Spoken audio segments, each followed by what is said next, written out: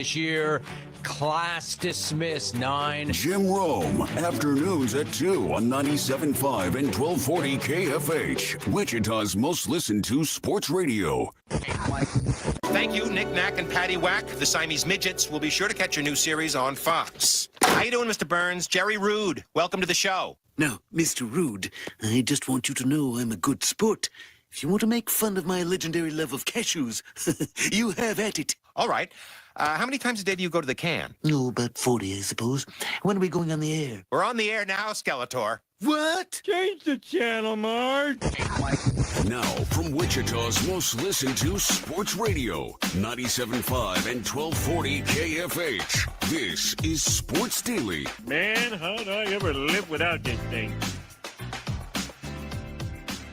You didn't. You haven't lived without us here with you on Sports Daily. It's Jacob Albrock, Brady Bowman. It is a Friday. Glad to have you with us on the air here.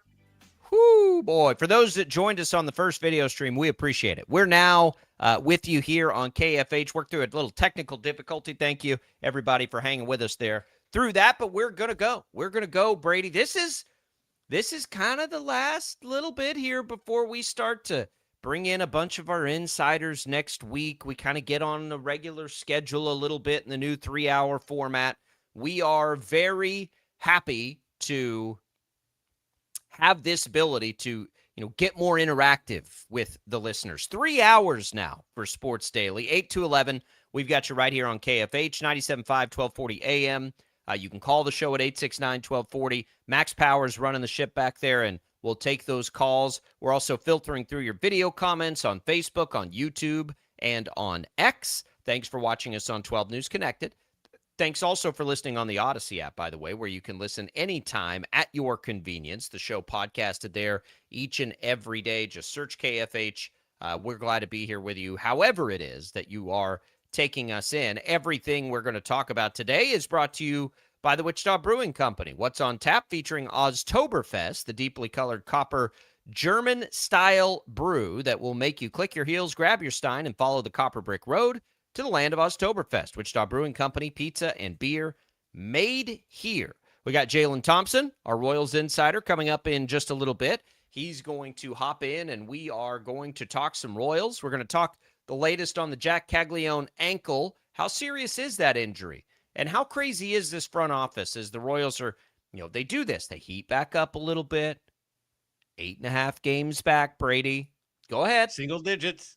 Go ahead. Digits. We might be back, Jacob. Okay. It's not, they're not dead yet. No, so, what are the chances they could get hot? The American League just can't get out of its own way here. So we'll continue to have those conversations, kind of look ahead to the offseason a little bit and how to attack it. And there was a big vote on the stadium yesterday, maybe a reminder that there is a lot on the line for the Royals to be good on the field. So, we'll take a gander at that with Jaylon. That's coming up in just a little bit. We've got to get you ready for the Chiefs and week 2 of the preseason. We had a little bit of action last night. Got another look at Fernando Mendoza. So we will have that for you as well. What are the Chiefs planning on? What are they doing? Our predictions, our previews. What are we looking for in week 2 of the preseason? We'll dig into all of that. We also need to go through our predictions. So we did Offensive Player of the Year the last time Brady was in, which was Wednesday. Today we'll do Defensive Player of the Year. We'll have that for you a little bit later in the show as well. A lot of fun. Looking forward to it. Your calls and comments are welcome. Brady, how's the face?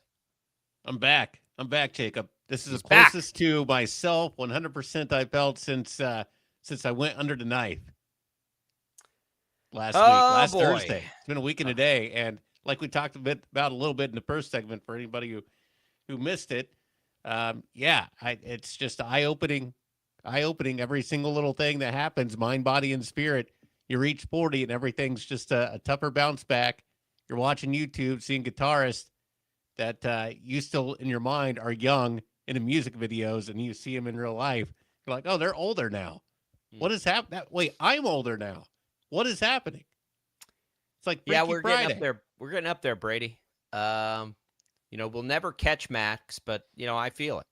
I I start to get the sentiment of Max of, nothing great ever happened after about 1995. Like Wait, 95? That's a little late for Max, isn't it? Right. It pushes back a little bit for us, but I'm just like, oh man, like there's a point of no return. Like there's a reason you don't see a lot of older people super into like the latest technology, because at some point you're just like, yeah, man, I don't have the energy to care about that anymore. I'm getting that way on technology too. Yeah. Oh, I am true. Too. And we are in an industry, in a world where we must stay up to speed. So our hand is forced a little bit. Right. Yeah. But like AI, I don't use AI. Yeah. Like the only AI I use is when I Google something now, because I think a regular old search engine is probably driven now by AI. It's going to be a fine tool, or it's going to, end the world one way or the other. I just kind of don't have the energy for it. It's like I have my, I have the way that I do things, and it's I feel it. All those years of watching parents, your grandparents, you're just like, man, what? And now I get it. I get it. So totally, to the original point, glad the face is feeling better. Glad you're recovering from the mind is getting clear again. That's from the biggest surgery thing that you had into last week. We're about a week clear of that. So we're ready to roll here on Sports Daily. And I know there's a lot of people out there listening to us nodding in approval, like, yep, we get it. I get that. Been there. That's for sure. I've been there. We'd have TJ on here and be like, oh, what are you talking about? Everything's fine. Yeah, he's great. I don't know where he is on AI, actually, but we're going to have some fun here, though. College football is going absolutely crazy, Brady. Bananas. I don't even, like, all of these little stories keep dropping, and I don't even know I don't know what to do with it. Like, I don't know, like, what does any of it mean? I told TJ yesterday, I feel like there's going to be a point where the NFL is going to step in here and say, hey, guys, like, for those that already are on rosters playing in preseason, like, if you go back to college, we're not going to have you back. Because think about, and I laid this out for TJ, I'll lay it out for you, Brady. Think about, like, what on earth you would do. You're Tampa Bay. Jack Pyburn, we know, is a part of this. He had 2 sacks in the preseason. He's the LSU edge rusher. He's kind of been the poster boy for this for some reason. One of, I think, about 20 players who were in that lawsuit. One of them, who had been a tight end for the Browns, Daquan Wright, entered the transfer portal yesterday. Okay. All right. But in the case of Pyburn, you have 2 sacks. But if you're the NFL, you're sitting here, the Buccaneers feel like they took this UDFA. They went through the draft process. Like, he looks like he's going to be a good player. They'd probably like to have him on the roster, all these things. And he re-enters college football, has a great season of college football, and now all of a sudden, let's say he's like a 3rd or 4th round pick. Do the Bucs still have the rights to him, and he just comes back to the Bucs? Does he re-enter the draft? Like, it feels like it's going to create enough problems where the NFL, who is generally, in my opinion, more bold than the NBA, and some of it may just be like, listen, we don't care enough about you to deal with this drama. That's what they did with Brendan Sorsby, right? It's like, right. Sorry, dude, like we're not dealing with that right now. So I don't know because the NFL doesn't have to let these guys back. The NFL can do whatever it wants, right? They don't have to employ anybody, I don't think. So, I mean, they could get sued by the Players Association and all those things, and the Players Association might have a different opinion on this. It just feels like a mess they don't want any part of. But listen, here is another example, Brady, another example of how the NCAA, and people can blame the NCAA all they want, which is a fun and popular thing to do. I don't know what the NCAA is supposed to do. They lose these court cases. I don't, like, what are we supposed to do? Yeah. I mean, their hands are kind of tied in a lot of ways. And, a lot of this, everything you just talked about, and we texted about a little bit last night, it's kind of like, boy, does the NFL, does college sports, the NCAA, do they owe an apology to Maurice Clarett? Remember everything he had to go through And like looking back on that, and that was just because he wanted to come in, basically get drafted a year earlier Right. than I guess what the minimum was. Looking back at that now, it's kind of like, oh, that was nothing. They fought over that. There was a disagreement over that. And now you look at what's going on, and it's just, I mean, where do you even begin? Because there's so many different court. You mentioned all the court cases. There's so many different ones, so many different levels of circuit courts where you don't know where the authority actually ends and who has the final say on anything, because then things can go into appeal, or a bigger court decides this over the lower court. I mean, it's a mess to follow. Billable hours are the big winner, as that Dennis is true. Dodd has pointed out multiple times. And that's a reason we're going to keep seeing it, right? It's like, well, yeah, we'll just continue to challenge this both directions, and everybody will be gainfully employed. I don't know what outside of because I think the way I've always understood it is a law can do away with all this stuff, right? You would just give the antitrust exemption stuff, I think, to the NCAA to be able to enforce these rules, even though they might not be currently. They might be kind of against the law, which has always been a problem. I mean, for years and years, we've known that. Like, this model doesn't make any sense. If I was a star athlete, especially now with the money that's on the line, and maybe I should have had the opportunity to play one more season, then I'd be upset if I was that athlete. I get it. There's a lot of money on the line. Jack Piber may ultimately make the Tampa roster, and this be a moot point for him. He's just kind of become the example because he stepped in. And I do think he would choose making the Tampa roster over going back to LSU. But, like, if you go back to LSU and make a boatload of money, what if he didn't? What if he got cut by Tampa? The 22 class, to me, does have a good case here. As annoying as it's going to be this season, they kind of have a good point. Like, we haven't done anything wrong under the new rule you set out. Like, why can't we have that fifth year? We're not going to age out of this thing. Like, why wouldn't you let us have it? And I get it. I think it's a valid point because there's so much money on the line. It's the Kenyon Giles situation, right? Kenyon Giles wasn't playing anywhere professionally or doing anything. And he probably will, if I had to guess, not have an opportunity ever in his career to make as much money as he potentially will this year for Wichita State. That would suck if you were him and you didn't get that opportunity. So I understand it. There's just not really anything we can do about it that I know of, because they just keep losing. You're reading and seeing all the reaction to it today, and most people within the industry are like, man, this ain't going to be the first one. There's going to be a lot of these now. And a lot of schools have been prepared for this, by the way. A lot of schools have just kind of been waiting for this. But now you get into an even murkier area. Let's take, the SEC has strict transfer rules against going within the conference. That's set by the SEC now. So what happens there if a coaching staff brings in a player? The SEC can still punish that team and that coaching staff, right? Like, and Greg Sankey has warned of as much. Like, be careful here, whatever you're doing. Now, bringing players back to their old schools wouldn't fit that criteria, but signing them to a different one certainly would. What I want to know, Brady, is, do we just have to deal with this kind of this year and then we're good?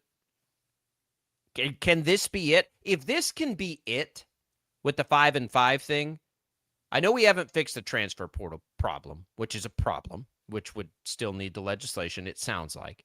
But the 5-5, I don't think anybody ever came out when the NCAA implemented that and said, "Oh yeah, that's not going to hold up in court." It never did sound like that eligibility thing. Now you've got the junior college pieces of it that get challenged, but if this is the only year we have to deal with this,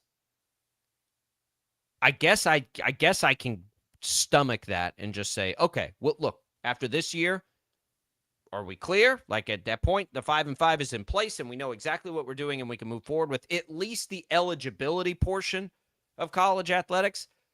Because if it's not, I don't know that people are going to be able to take this much longer. Fans. I'm talking about fans. I mean, people within the industry and code, they'll all be fine because they make lots of money. They'll be fine. I'm talking about the fans. Like, are people going to be able to stomach this much longer? I always wonder about that. I think once the season starts, generally, we're kind of just fine with everything and we get back to normal, right? And we just want to watch our teams play football and basketball and whatever. But this has been a hard off season to sort of deal with. Like, it's so hard to commit and then have a court ruling every other day. We're like, well, now what does that mean? Yeah, you kind of missed the simplicity of the Sorsby thing. I mean, Right? looking Yeah, the back, Sorsby like, thing wasn't even that hard. Yeah, that's pretty cut and dry. Yeah, this is you just never know. And there's just such a separation from the academic side and or I guess there's such a separation from the student and the athlete side of things where it seems like none of that actually really matters. I don't even know. It's always kind of felt tongue in cheek when everybody talks about the student athlete. Everybody always likes to air quote it pretty much all the time because a lot of the times these kids aren't in classes anymore. I mean, it's all Again, though. Like, but yeah, how long has it been since the student of the student athlete? And I'm not knocking any there are a lot of more, in fact, athletes that are great students that care about being a student than are not. But if we're going to sit here and pretend like now all of a sudden star athletes aren't going to class, like, right, exactly. Give me a break. That romance has been over a long time, but it's just tough to follow. Again, with the idea of like, wait, you got drafted, and you might go back to playing college ball when you've been in the preseason. It's just. It's just so weird. I mean, the curtain's just totally pulled. I think that's the other thing too. It's just like that romantic view that I just talked about, which hasn't really been around for a long time, like you mentioned. Now it just feels like it's just totally gone. It is. And it is just like you're basically watching just a different level of pro sports. You are. And I'm okay with that. I've never had a false sense of anything other than that. It's a mixture. There are tons of athletes, even football players, whatever, that are ingrained and very much a part of being a college student. There are lots that are not. And that's, again, we've been leaning that way for a long time. It was that way at my Division II college, Brady. Right. Like, it was. Whatever anybody thinks. So, like, that part I think we're okay with, and we celebrate the ones that really are great students and do all those things.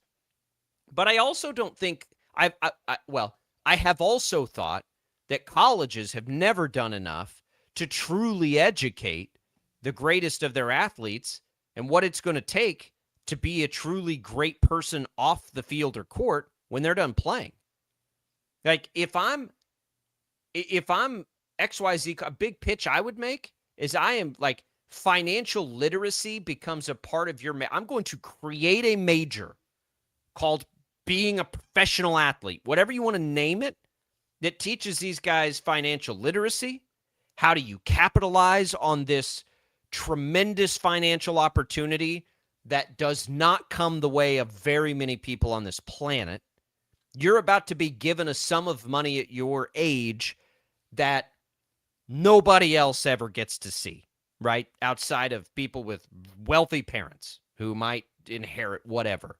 Like, to be given the amount of money to do this at that age is like such a financial opportunity. How do we help these young people capitalize on that? You know what I mean? Like, what can the colleges do to make sure, A, you don't get in financial trouble? You got to learn how to pay your taxes. What's a mortgage, right? How do you invest money? What's the stock market? What's the difference between Roth and traditional? What, like, all of those things where they could take that and just like go ham with that kind of, but right now, like, we don't, or you can go be a sports and exercise science major, right, or whatever else we see, path athletes go down that you're like, how is that going to help them though? Because you hope for the next 5 to 10 years of their life, their biggest professional achievement will come physically as a pro athlete. So how do you capitalize on that? And what's the plan after that? If an athlete wants to go be a major that they plan on pursuing something after they play, that's a totally different story. That's not what I'm talking about. I'm talking about where you just have to pick something.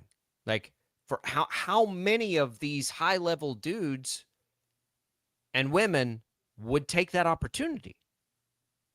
I mean, I would hope it'd so. be incredible. But we haven't done that. We're not doing that kind of stuff, not at a high level. I mean, I know that they do some of that within athletics programs. Why isn't that a major? Right? Why don't we have and I think that for too long we haven't, and I'm sure we're doing more of that now. I'm a little ignorant to the choices of colleges right now. My kids aren't old enough. I haven't gone through it since I've been in college, which was, yikes, like 20 years ago. So I'll plead a little ignorance there, but I know that it historically has not been enough.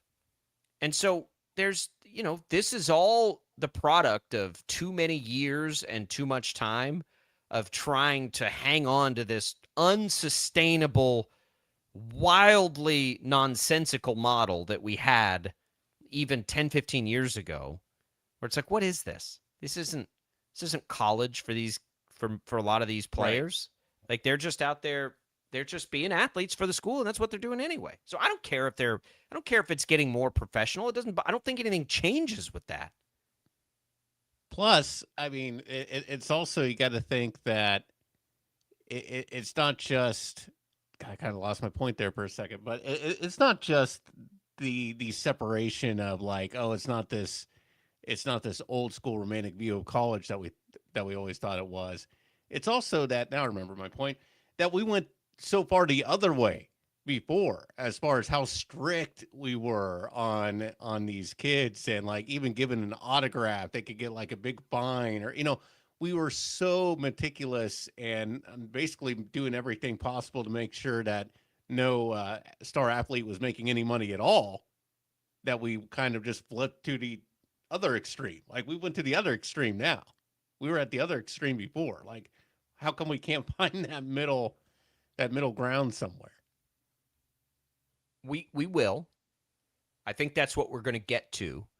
And we've learned what that takes now. And that takes legislation, right? We've learned that through this process.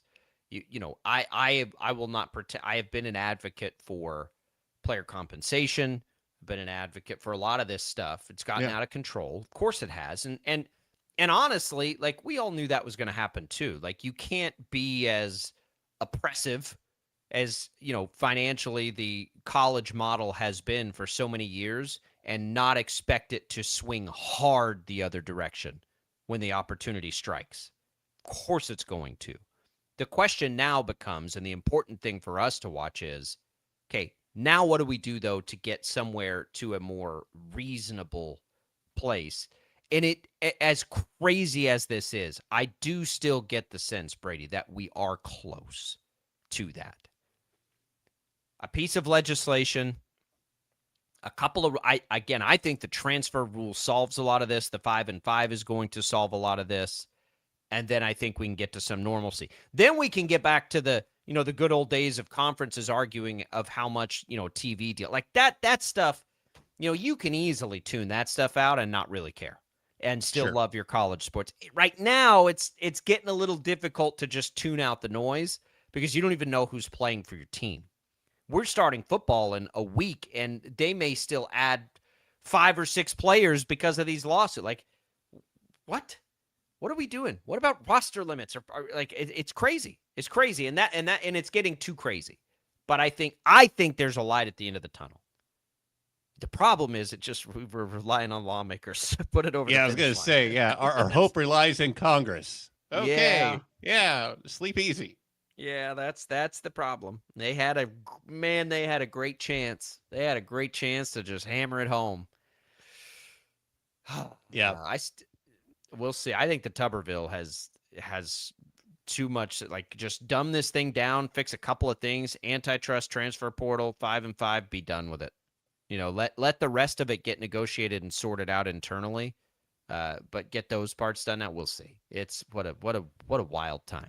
All right, we have Jaylon Thompson coming up on the other side. The Royals. Listen, I know it was just the A's, but in the American League, man, you're beating somebody, right? Full streak. What should we be having fun with this? I know what Jalen's going to say. He's going to laugh at us. Brady texted me that last night. I'm like, Brady, 8.5 games right now is just not going to happen, and it's not going to happen. But I'll be honest. It would be fun if they got it within 5. Could you imagine? Be kind of fun with the way they're playing right now. All right, we'll come back. We'll have Jaylon Thompson, our Royals insider from the KC Star, joining us next. It's Sports Daily, everybody. Don't go away.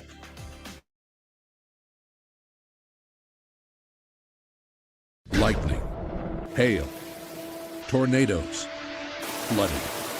It's the worst of severe weather, and it's coming. Spring brings warmer temperatures, but also dangerous weather conditions. Stay up to date day or night with the Storm Team 12 weather app. You'll get accurate forecasts, so you can plan ahead and stay safe, no matter the weather. Download the Storm Team 12 weather app, brought to you by Stutzman's Greenhouse. The future of television has arrived. Next Gen TV is here with stunning video, movie theater quality sound, enhanced voice clarity, and interactive features, all upgradable for the future. Learn more at watchnextgentv.com.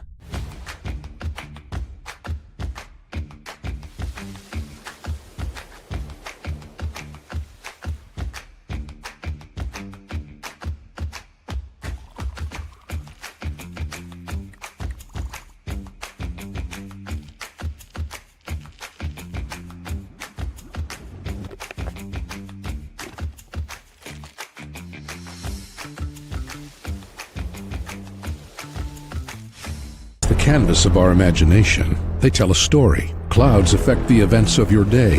Sometimes they growl, sometimes they inspire, but they're always the messengers of nature's mood written in the sky. Storm Team 12 understands the language of clouds. We're dedicated to decoding their message so you know what to expect. Behind every cloud, there is a story waiting to be told. Trust Ross Jansen and Storm Team 12, alerting you first to the impact on your life.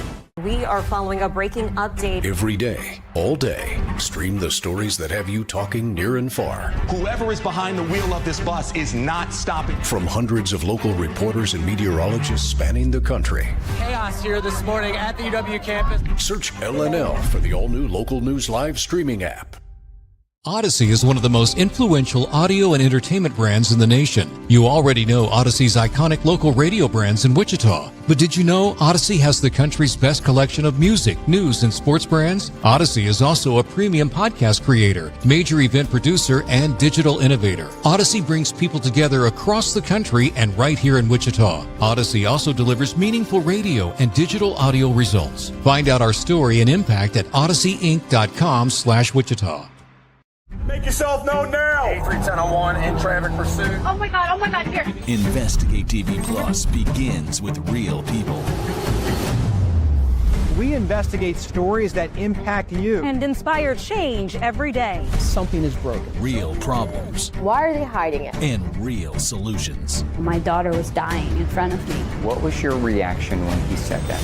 Investigate TV Plus, weekdays at 3:30 p.m. on KWCH. Sometimes people tell us, I don't get it, it's just tea. But let me tell you, we are so much more than just tea. With 20 plus flavors of sweet and unsweet iced tea, the possibilities are endless. Come on in and try them all for free to find your favorite or get us on the go for your busy lifestyle. And don't miss happy hour every day. So the next time someone tells you it's just tea, tell them to come by and find out why we say, drink tea, be happy. Jim Rome here, lighting up your afternoons on The Jim Rome Show. Catch me starting at 2 on Wichita's #1 sports radio, Kansas Fan Headquarters, 97.5 and 1240 KFH.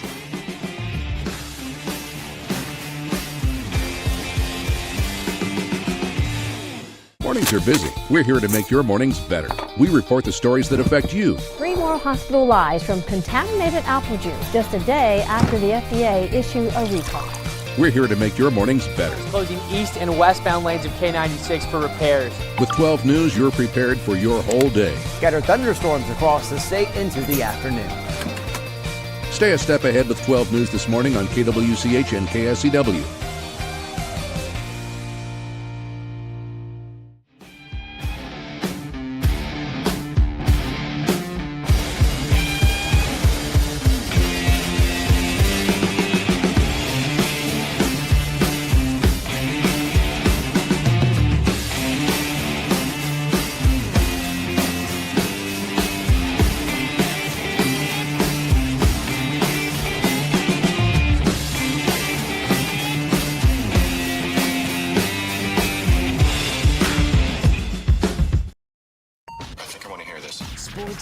is on KFH. And now, digging deeper with the teams you follow, it's another Sports Daily Insider interview on KFH. All right, welcome back in, everybody. It is Sports Daily with our pal Jaylon Thompson here, our Royals insider joining us. You can find all his work at the KC Star. You can follow along with his reporting on X at Jaylon Thompson. Jaylon, don't look. Don't look now. But a 5-game, but now Jaylon, hang on. 5-game win streak, 8.5 games back. About 5 weeks to go here, 30-ish games. I'm just that most of the teams they're going to play down the stretch are teams that they're chasing. Are the Royals back, Jaylon? Yeah, why is this a thing? They're 19 games under 5. They're not. Brady sent me that last night, and I'm like, "What are you talking about?" I'm like, "Oh, I guess they're 8.5 games back." And Michael Massey even was on record saying that they still have a chance. He's supposed to say that. I hope he's saying that. Yeah. I don't think they're not back. They're playing better, but they've been playing okay outside of the bullpen. They've been playing pretty good, actually, post All-Star break outside of the bullpen. But, for those asking that question legitimately, I would tell you, guys, the bullpen's still the bullpen. Like, nothing changed there. Like, that's going to be a problem no matter what we're looking at. They got Duran out there again yesterday. He got shelled. So, for that, watch party going. But, 8.5 games back, like, if we walk into September and they're what? Let's say 5.5 back. That is at least going to be like, all right, let's just keep an eye on it. You know what I mean? Like, okay, fine. Like, we'll pay attention to that here. I mean, it's not nothing. It's fun if they could do something like that. Stay hot here. It would be the greatest story in Kansas City sports history. Ooh. If they came back and somehow made the playoffs. I mean, this team was left for dead. Like, to erase at one point they were 24 games under 500. If they somehow can erase all of that and get in the playoff mix, that'd be incredible. I mean, it really would be. With no pitching at all, that's just like something that you would only do in a video game. I'm not saying that it's not impossible, because we've seen stranger things happen in this sport they call baseball, right? But they are playing well. The bullpen is very much a concern. Like you said, Carlos Duran cannot throw a strike. He didn't throw a strike yesterday. Almost gave up that game that they were in. You have guys like Connor Thomas, which is a really nice guy, by the way, but no one really knows who he is. He's trying to establish himself in the big leagues. Steven Cruz is looking good. Nate Pearson's looking good, but outside of those two, who do you really have in that bullpen? You just sent Lucas Erceg down to the minor leagues. So, like you said, the bullpen's a issue. Really, if they're going to pull this off, and I'll just play along because it's fun to do, they got to get 6+ innings from every starter and hope and pray that the offense gives them a cushion. That's the only way they get this done. So you're saying there's a chance, Jaylon. Jaylon, you got the piano behind you over there. Go ahead and start playing some "Don't Stop Believing." Let's do this. You're right, Brady. Let's get it done. Jaylon, the other thing, I was looking at the standings. We're talking about the wild card race and everything like that. Just how much more disappointing does all this make? To get back to reality here for just a little bit, when you look at the American League compared to the National League, and let's see, there's only what? 1, 2, 3, 4. Yeah, 4 teams above 500 in the whole American League. You look at the National, it's way deeper than that. Just how much more disappointing does that make it for the Royals? That's like, boy, you're in a league where you can be basically in the top 5 at 500, a 500 record. I mean, yeah. Everything was there for the taking potentially. I'm sure there's a lot of teams in the American League thinking this year. That it was for the taking this year. Yeah, if you look at their record and you took 10 of those games and they lost by 1 or 2 runs and flipped them, they're right back in it, right? they are in the playoff race. If you look at some of the schedule, you lost two out of you lost the series to the Rockies. You lost the series to That still looks bad, doesn't it? that you should have won when you gave up those 2 games on walk-offs. You lost the series to the Mets. You lost the series to the Nationals. Those are 12, 13 games right there where you win those games, which you should have won. You're in it. So you can forgive those slow start in April. You can forgive the May injuries. You can forgive guys like Benny and Salvador Perez not hitting like they should be hitting all season. Michael Garcia, injury plague year. But at the end of the day, you had all those 1-run games and you should have won. If you would have won those, then you're in the playoff mix right now, even with a bad record. Matter of fact, you probably would have the same record as what the Twins have, 63 and 66. That's where you could have been at. Yeah. If you won 10 of those games. It's wildly frustrating because they chose to, kind of stay in it with Waka and Lugo, but you can't really do anything to get better. It's the conundrum of the trade deadline, which I still think was a mistake not to move at least one. But again, let's just humor this conversation because it's been a long time since we've even been able to humor this conversation. Mm-hmm. The next 9 games, Toronto, Cleveland, Detroit, all 3 teams ahead of them in the wild card. Well, we talked about this in the press box. We had fun with it, so everyone's having fun with it. So if they go 8-2 the last 10 games of August, then that puts them at 62 and 76. Yep. Going into September. And probably at that point, 6.5 games back of the wild card at worst. The way this thing's going. Yeah. I would say this, and to make it easier for everyone that's listening, if you believe that the Royals have any chance of making a postseason run, that loss number cannot go below 81 games. It can't go below 81. So you got to finish at 500. Oh, you think this year somebody's going to you think the third wild card team's going to have to be at 500? To give you the safest shot to get in? Well, but right now, Minnesota and Texas are 2 games under. Those are your 2 teams. So I'm accounting for if one of those teams get hot, things, at the end of the year. I think 500 definitely gets you in. I think 500 is the thing to shoot for. Okay, so if you're 8-2, what is that? That puts your 76. So then how many games do they play in September? You'd have to go, I think 27, 28. Yeah, so about 21 and 6, 22 and 6. That is not impossible. That is not impossible, right? That is actually not that crazy for a team to go that stretch, that kind of a stretch. The problem I have with this exercise, and I told Brady last night, Brady, I don't know that Wichita radio can handle a bigger optimist than me because I'm way too optimistic anyway. I choose to live my life that way. I think Brady does too, which is going to be interesting. But the problem I have with it is the bullpen ain't getting any better. Yeah.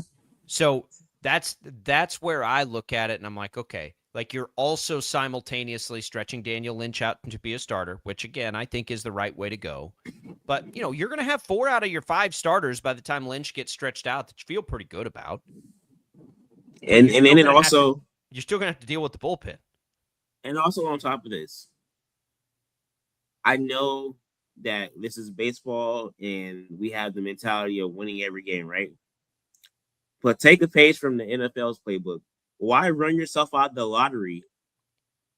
What is the lottery now in baseball? The top 6, I think, gets inside the lottery. Yeah, boy, that could make a big difference, couldn't it? And if you don't believe that, just look at Bobby Witt Jr. and Jack Caglione. Yeah.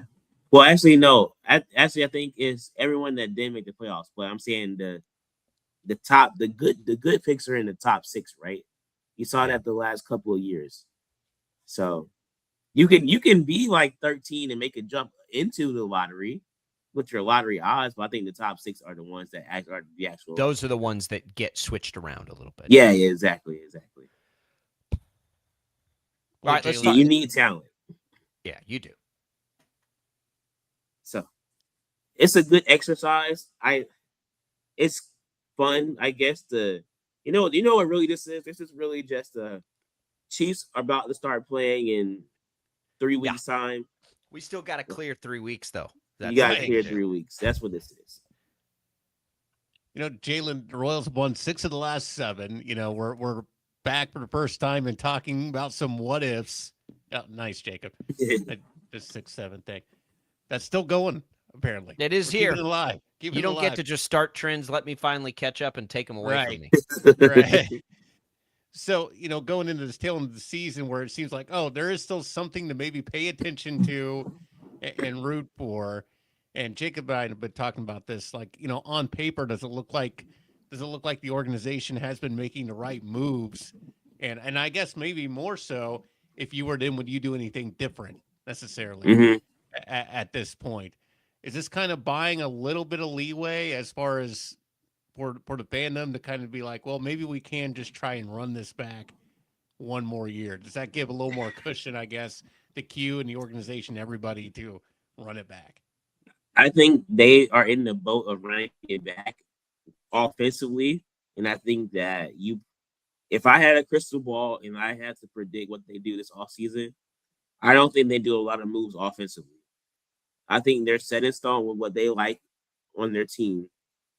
And with the development of Jack Caglione and Carter Jensen, same that we've been saying before this season. I think if they do add offensively, it'll be guys like another Lane Thomas or something like that, where they could just fill in a few gaps. But they got to be all in on pitching. They have to. They have 0 pitching. No starting pitching is of the utmost importance. You need a closer. You need a setup man. You need all of that, right?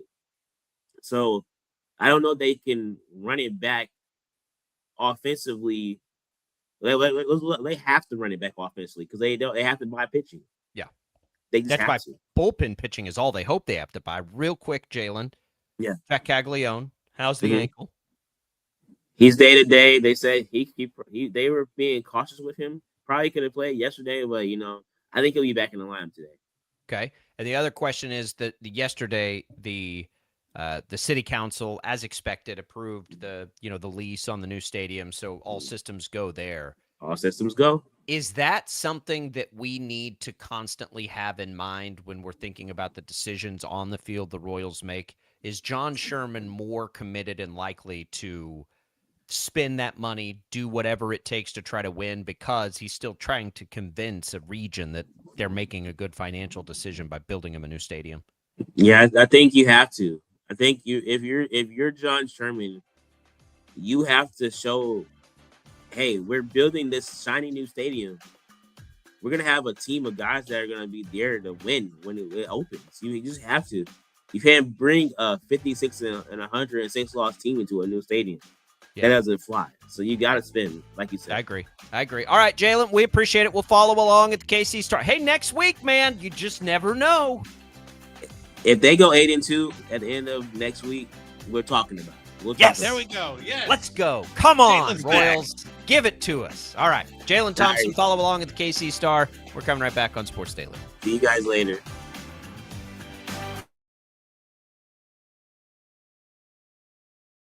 Lightning, hail, tornadoes, flooding. It's the worst of severe weather, and it's coming. Spring brings warmer temperatures, but also dangerous weather conditions. Stay up to date day or night with the Storm Team 12 weather app. You'll get accurate forecasts, so you can plan ahead and stay safe, no matter the weather. Download the Storm Team 12 weather app, brought to you by Stutzman's Greenhouse. The future of television has arrived. Next Gen TV is here with stunning video, movie theater quality sound, enhanced voice clarity, and interactive features, all upgradable for the future. Learn more at watchnextgentv.com.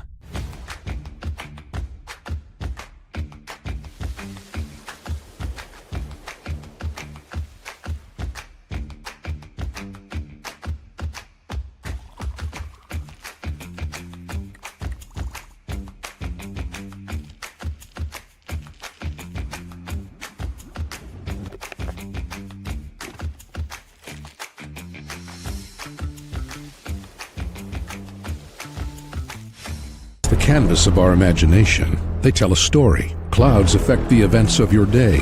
Sometimes they growl, sometimes they inspire, but they're always the messengers of nature's mood, written in the sky. Storm Team 12 understands the language of clouds. We're dedicated to decoding their message so you know what to expect. Behind every cloud, there is a story waiting to be told. Trust Ross Jansen and Storm Team 12, alerting you first to the impact on your life.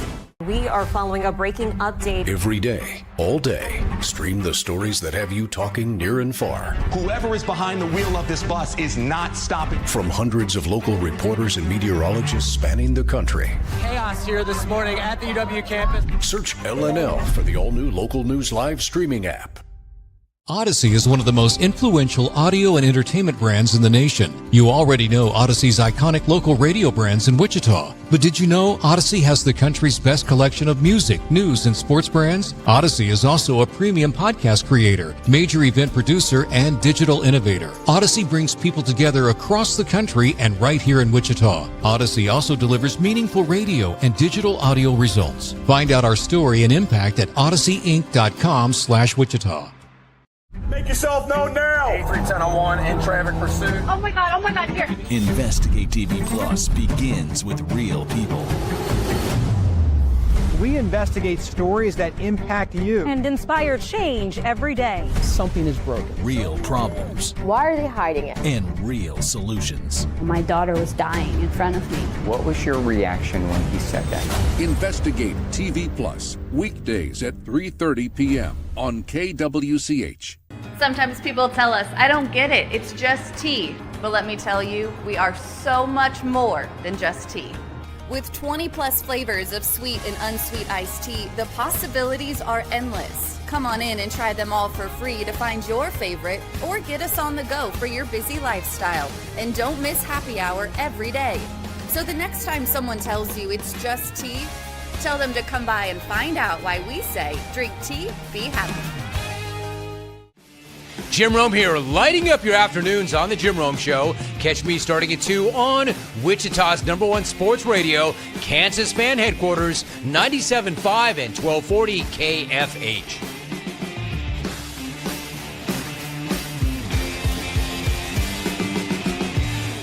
Mornings are busy. We're here to make your mornings better. We report the stories that affect you. 3 more hospital lies from contaminated apple juice just a day after the FDA issued a recall. We're here to make your mornings better. Closing east and westbound lanes of K96 for repairs. With 12 News, you're prepared for your whole day. Scattered thunderstorms across the state into the afternoon. Stay a step ahead with 12 News this morning on KWCH and KSCW.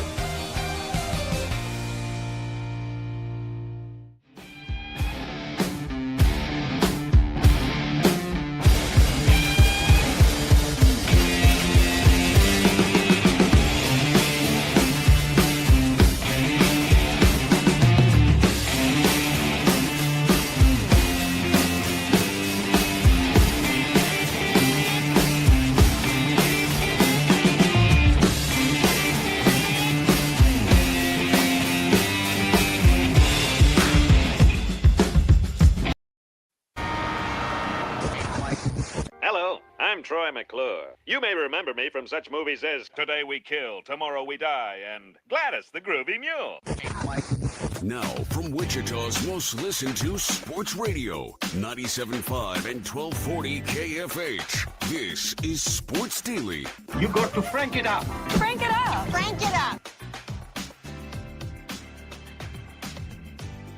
All right, welcome back in, everybody. It is Sports Daily. Brady, I think you might have talked him into it. I'm telling you, I think we got Jaylon on board. He's back. We back? I know Jalen's an optimist too. Couple of and he has not been optimistic lately. No. But you know, what are you gonna do? What are you gonna do?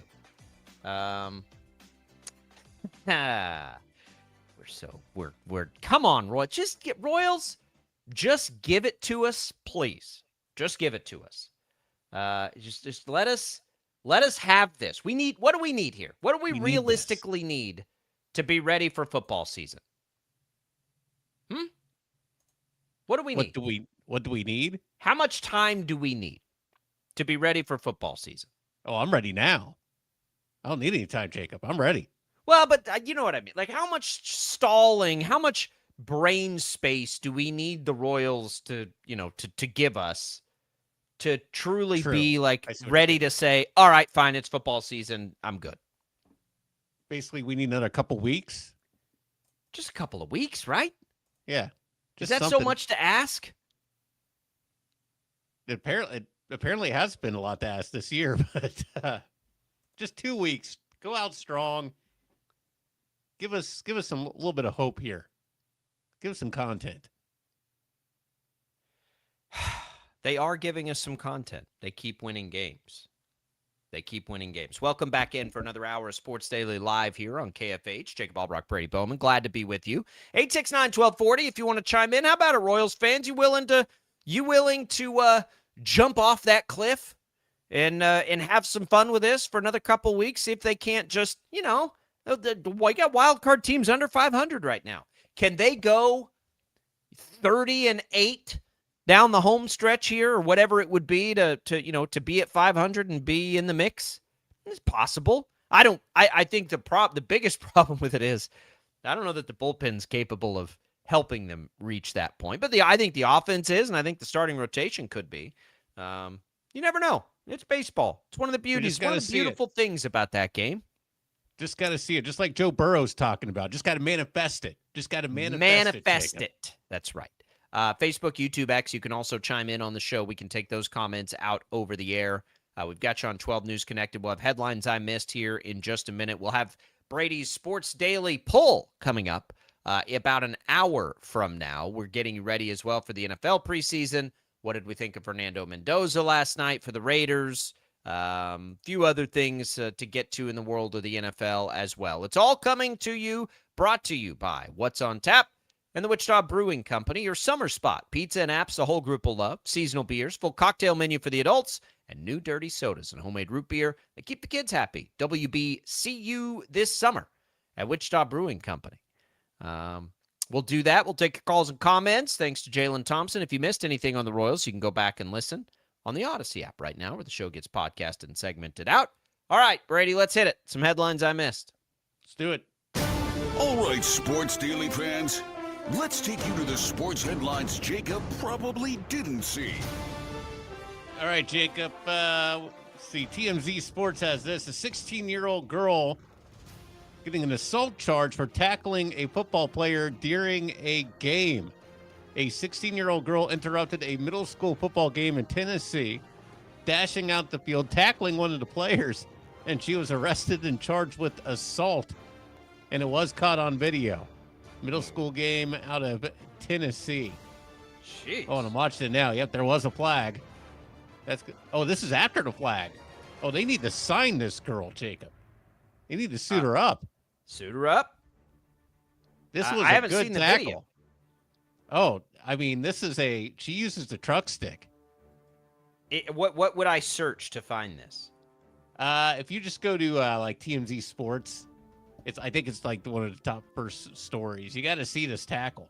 I mean, this is, we're hearing all the time. Of course, there's a lot of programs out there, Jacob, where flag football is becoming a program for girls sports in high school, and I think some colleges as well. Oh yeah, okay, I see it. She doesn't need to do flag football. Yeah. I'm a flag football fan. I will say that. I can't wait to see flag football. Did you watch it? No, the flag football that's going in high school. Oh, the video. Yeah, I saw the tackle. Video. It was a good tackle. Pretty good tackle. It was a good tackle. But we've got flag football coming to high schools. Yeah, that's true. Girls are playing flag football. My daughter wanted to play flag football a couple years ago. Keep telling her, I like just it. wait till It's you fun. get to high school. It'd be fun. She's got a cannon, man. There you go. Just like her pops, right? I can throw. Yeah. There you go. Yep, I can and throw. This girl has received a lifetime ban from all Franklin County school system properties, as you can imagine. At that point for her, I probably worth it, right? Yeah. Let's see what else we got. This is a fun one, Jacob. We love the pooches. We love our dogs. A dog who spent 72 days lost in the mountains has won the Ham Bone Award. This is the 18th annual Ham Bone Award. This is presented to the most unusual pet insurance claim of the year. It was given to a golden retriever who spent 72 days lost in the mountains. There was this family that heard a scuffle somewhere, and found this dog pretty thin, but otherwise okay, and was returned and won the Ham Bone Award. And here's the coolest thing about this story, actually. It's not necessarily this specific incident, but the reason how the Ham Bone Award came to be.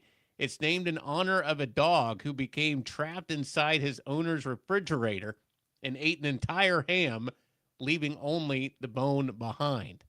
So that's why it's the Ham Bone Award. Okay. All right. Okay. All right. Listen, I'm in.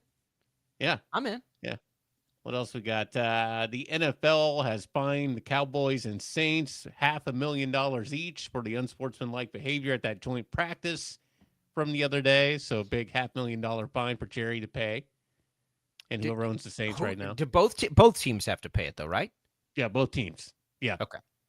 All right. Yep. Well, again, it was a good suplex from a Steiner brother, from a Steiner son. So yeah, whatever. And here's this. This is this is so cheesy, and I think I just made a pun I didn't intend to make. But Pizza Hut is making a surprising change to its name ahead of the NFL season for the next 25 weeks. Pizza Hut is just going by Hut because of the football season. I saw that. Yeah. Yeah. I don't know how many pizzas that's going to sell. Yeah. But the thing about pizza, we'll see that in like commercials and stuff. I got to see it play out. Got to see the full thing play out before I cast judgment on that idea. Oh, like last year with Tom Brady and the whole Hut stuff. Those are good commercials. Oh, those were good commercials. Yeah. Those were good commercials. And for racing fans out there, this weekend is the first ever, what is it called? The Freedom 250 Grand Prix. This is a IndyCar race that'll be at Washington, D.C. at the National Mall this weekend. And it's supposed to go by some museums and some things like that. And there's some folks at like the Smithsonian, et cetera, who are a little worried actually about this, that the Indy cars are going to be so close driving by these museums that they're worried about the vibration affecting some artifacts in the museums.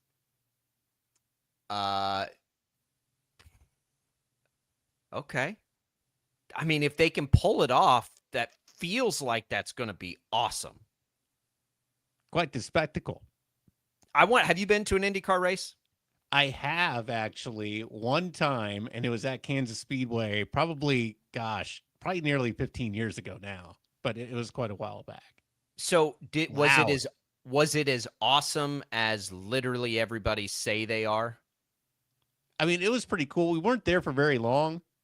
I don't think we stayed the whole race or anything like that, but no, it was cool. I mean, the noise, the speed, you don't really get a sense of just how fast these cars are going until you actually see them, with naked eye, how fast they're zooming by. It's pretty crazy. I can't remember. Is a cool facility. I can't remember how. My parents got invited to one and got like a really good seat, somebody they knew or something. I wish I could remember the exact circumstances. They got to go to one in Austin. This would have been, 10, 15 years ago, maybe. And I think they sat near Vince Young or something. So, long enough that I don't think he was playing football anymore, whatever. They said it was one of the most fun things they've ever done. And my parents like to party. They like to have fun and do they said it was one of the coolest things they've ever done. And I have heard that sentiment so many times about an IndyCar race like that. I got to go. Of course, it's so expensive, and now it's become so, what's the word, bougie, that, Yeah, true. I don't know. I've never been to a NASCAR race. I have not even been to a NASCAR race. Now, that one I will get done at the Kansas Motor Speedway. Kind of been waiting. When my son was little, he was so into cars and anything with wheels that moved. He doesn't care as much about it anymore, so I've been less inclined to say, oh, let's all go up to the NASCAR race. But I do want to, because I know how much I would love the vibe of it, right? Not once the race starts, the whatever. But, before the race and all that kind of stuff, I know we'd have fun. It'll happen. But no, I've never covered, never been to, nothing with a NASCAR race.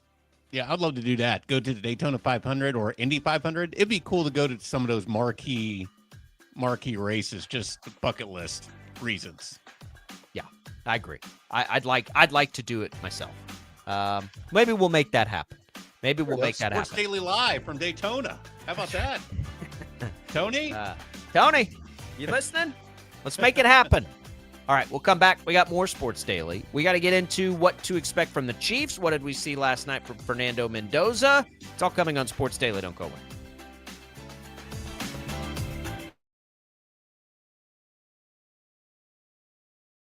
Lightning, hail, tornadoes, flooding. It's the worst of severe weather, and it's coming.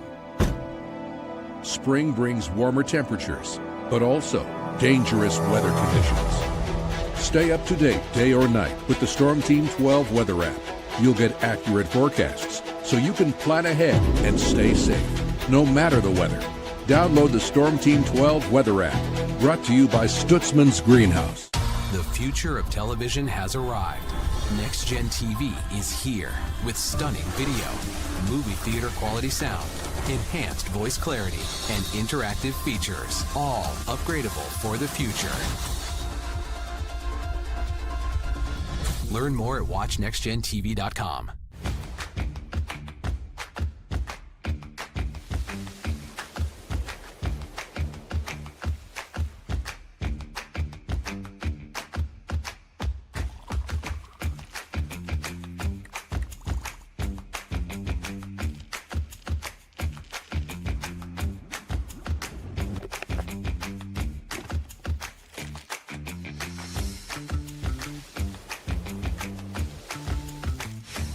Canvas of our imagination. They tell a story. Clouds affect the events of your day.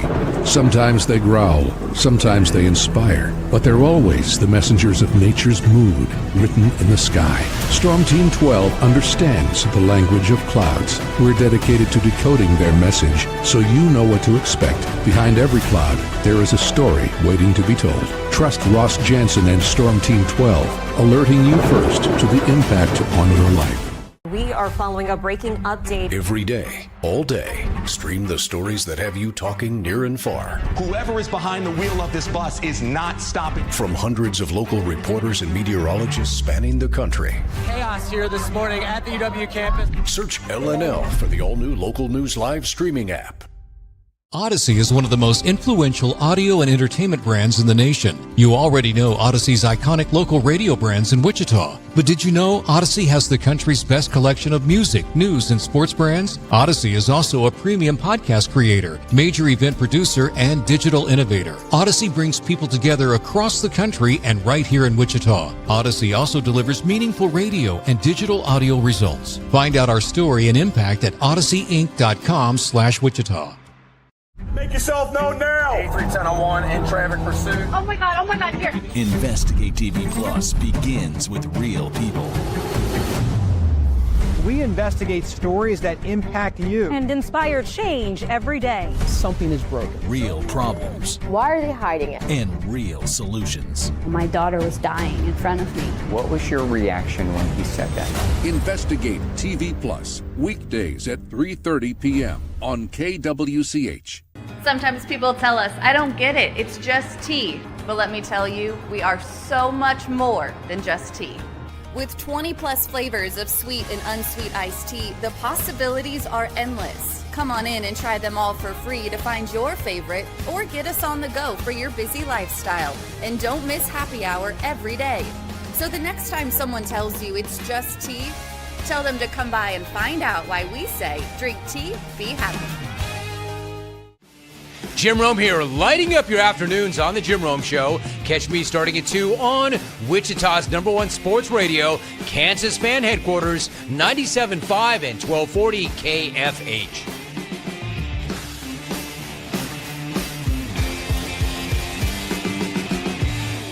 Mornings are busy. We're here to make your mornings better.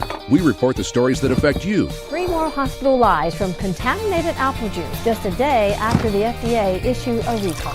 We're here to make your mornings better. Closing east and westbound lanes of K96 for repairs. With 12 News, you're prepared for your whole day. Scattered thunderstorms across the state into the afternoon. Stay a step ahead with 12 News this morning on KWCH and KSCW.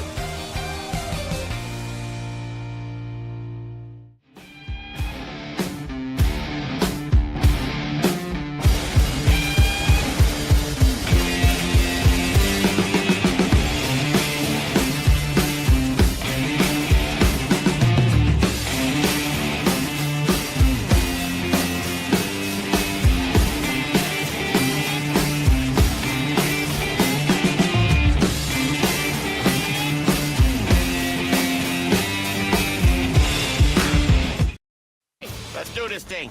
Go! Sports Daily is on KFH.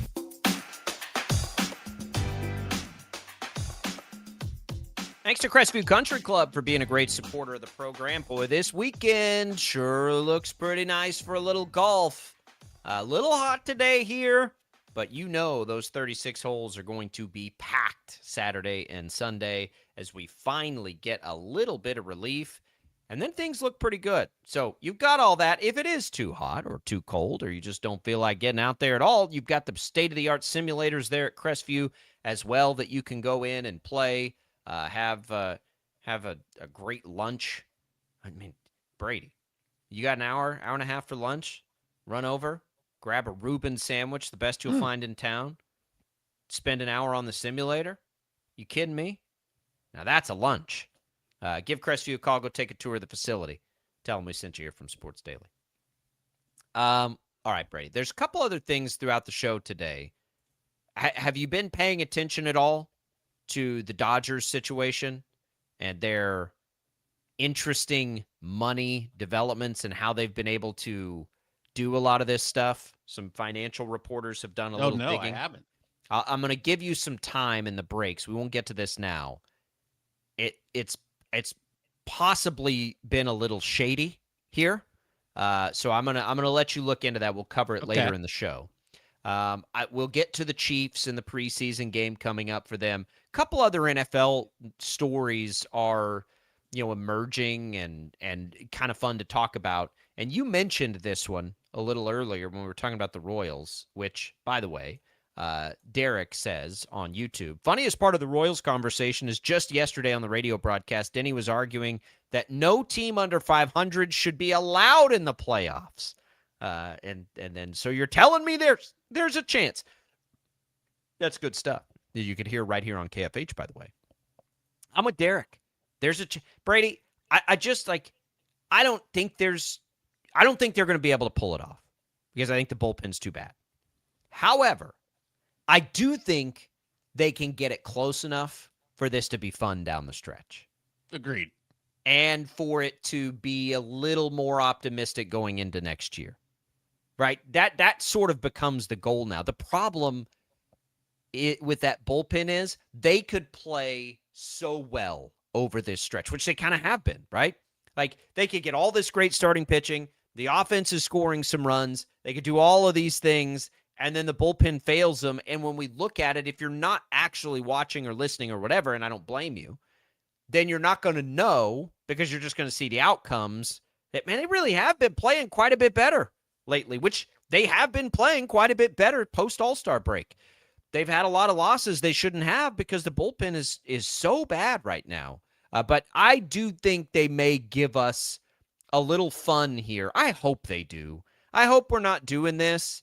And then all of a sudden we get into it and they go 1-8 over the next 9. And it's like, all right, fine. They are actually going to be, they're going to be out. So we'll see what they do. But I want to talk about some of these NFL storylines here, Brady. One of them you brought up in that Royals discussion, that was Joe Burrow and how he is sick of saying next year. I get it, man. I told you this when we were picking divisions. We were kind of walking through the divisions last week and the week before. We were on the AFC North. The Bengals, to me, are this great mystery. Not often do you have a quarterback the caliber of Burrow. Now, Burrow has not been able to stay healthy all the time, and that's partly because they have have such egregious offensive lines out there with him. It reminds me of Andrew Luck. That's what it's always reminded me of. Like this clear and obvious transcendent talent doesn't come around very often kind of player like Burrow is, like Luck was, surrounded by other Hall of Fame type talent, which the Colts had at receiver, the Bengals had have at receiver, and not being able to do anything with it. Now, the Bengals did go to a Super Bowl, despite it almost, but I get where Burrow's coming from on that. It is. Could you imagine screwing up a player of that caliber? Like the Bills haven't been able to get it done, Brady, but they're always right there. The Bills aren't screwing up Josh Allen. He's just had Patrick Mahomes in his way. He just happens to be playing at the same time as Burrow and Mahomes and Lamar Jackson and all these things. But man, the Bengals feel like they're constantly underachieving. And they are. And so I get it where Burrow's coming from. I don't even think their offensive line's going to be that much better. I sent you the other day the PFF grades on offensive lines. The Bengals aren't going to be very good on the offensive line again this year. It's hard. Like, it's got to be so frustrating for him. I know it's got to be frustrating for Browns fans. Doesn't it? Like, what are you supposed to do? What are you supposed to do if you're Burrow? Especially if that offensive line is suspect again. I mean, that's one of those things like, how do you not make sure that is shored up? Looking at Burrow's numbers, he's going into his 7th season, which is pretty crazy now. Yeah. He's only played 3 complete regular seasons, 2021, 2022, 2024, when they were really bad and Burrow was nearly an MVP candidate, 43 touchdowns and 9 interceptions, nearly 5,000 yards, and that defense was terrible. We haven't done MVP odds. We haven't done MVP odds yet. As our picks, we'll do Defensive Player of the Year today, and then we'll get into MVP. I just like Joe Burrow is so good. Is so good. He right now is the 3rd odds on fit, kind of right there with Matt Stafford at 8.5 to 9 to 1, just behind Josh Allen and Lamar Jackson. I would tell you, like, in a vacuum, starting from scratch, I'd take Burrow probably over both of those guys. As much as I love both of those players, I just think Burrow is so stinking good.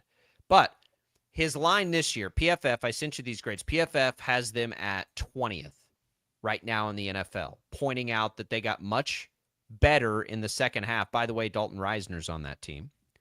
But they could be much better, according to them, but that still puts them at 20th best. 20th best. So I don't know what to make of that. Maybe they're ascending. They just need a little bit. I don't even care if the Bengals can't play very much defense this year. Don't even really care. Right? Remember, it's Lou Anarumo, who's not there anymore, that used to give Mahomes trouble. Even though their defenses wouldn't be great, it'd kind of give them trouble. They don't have Trey Hendrickson.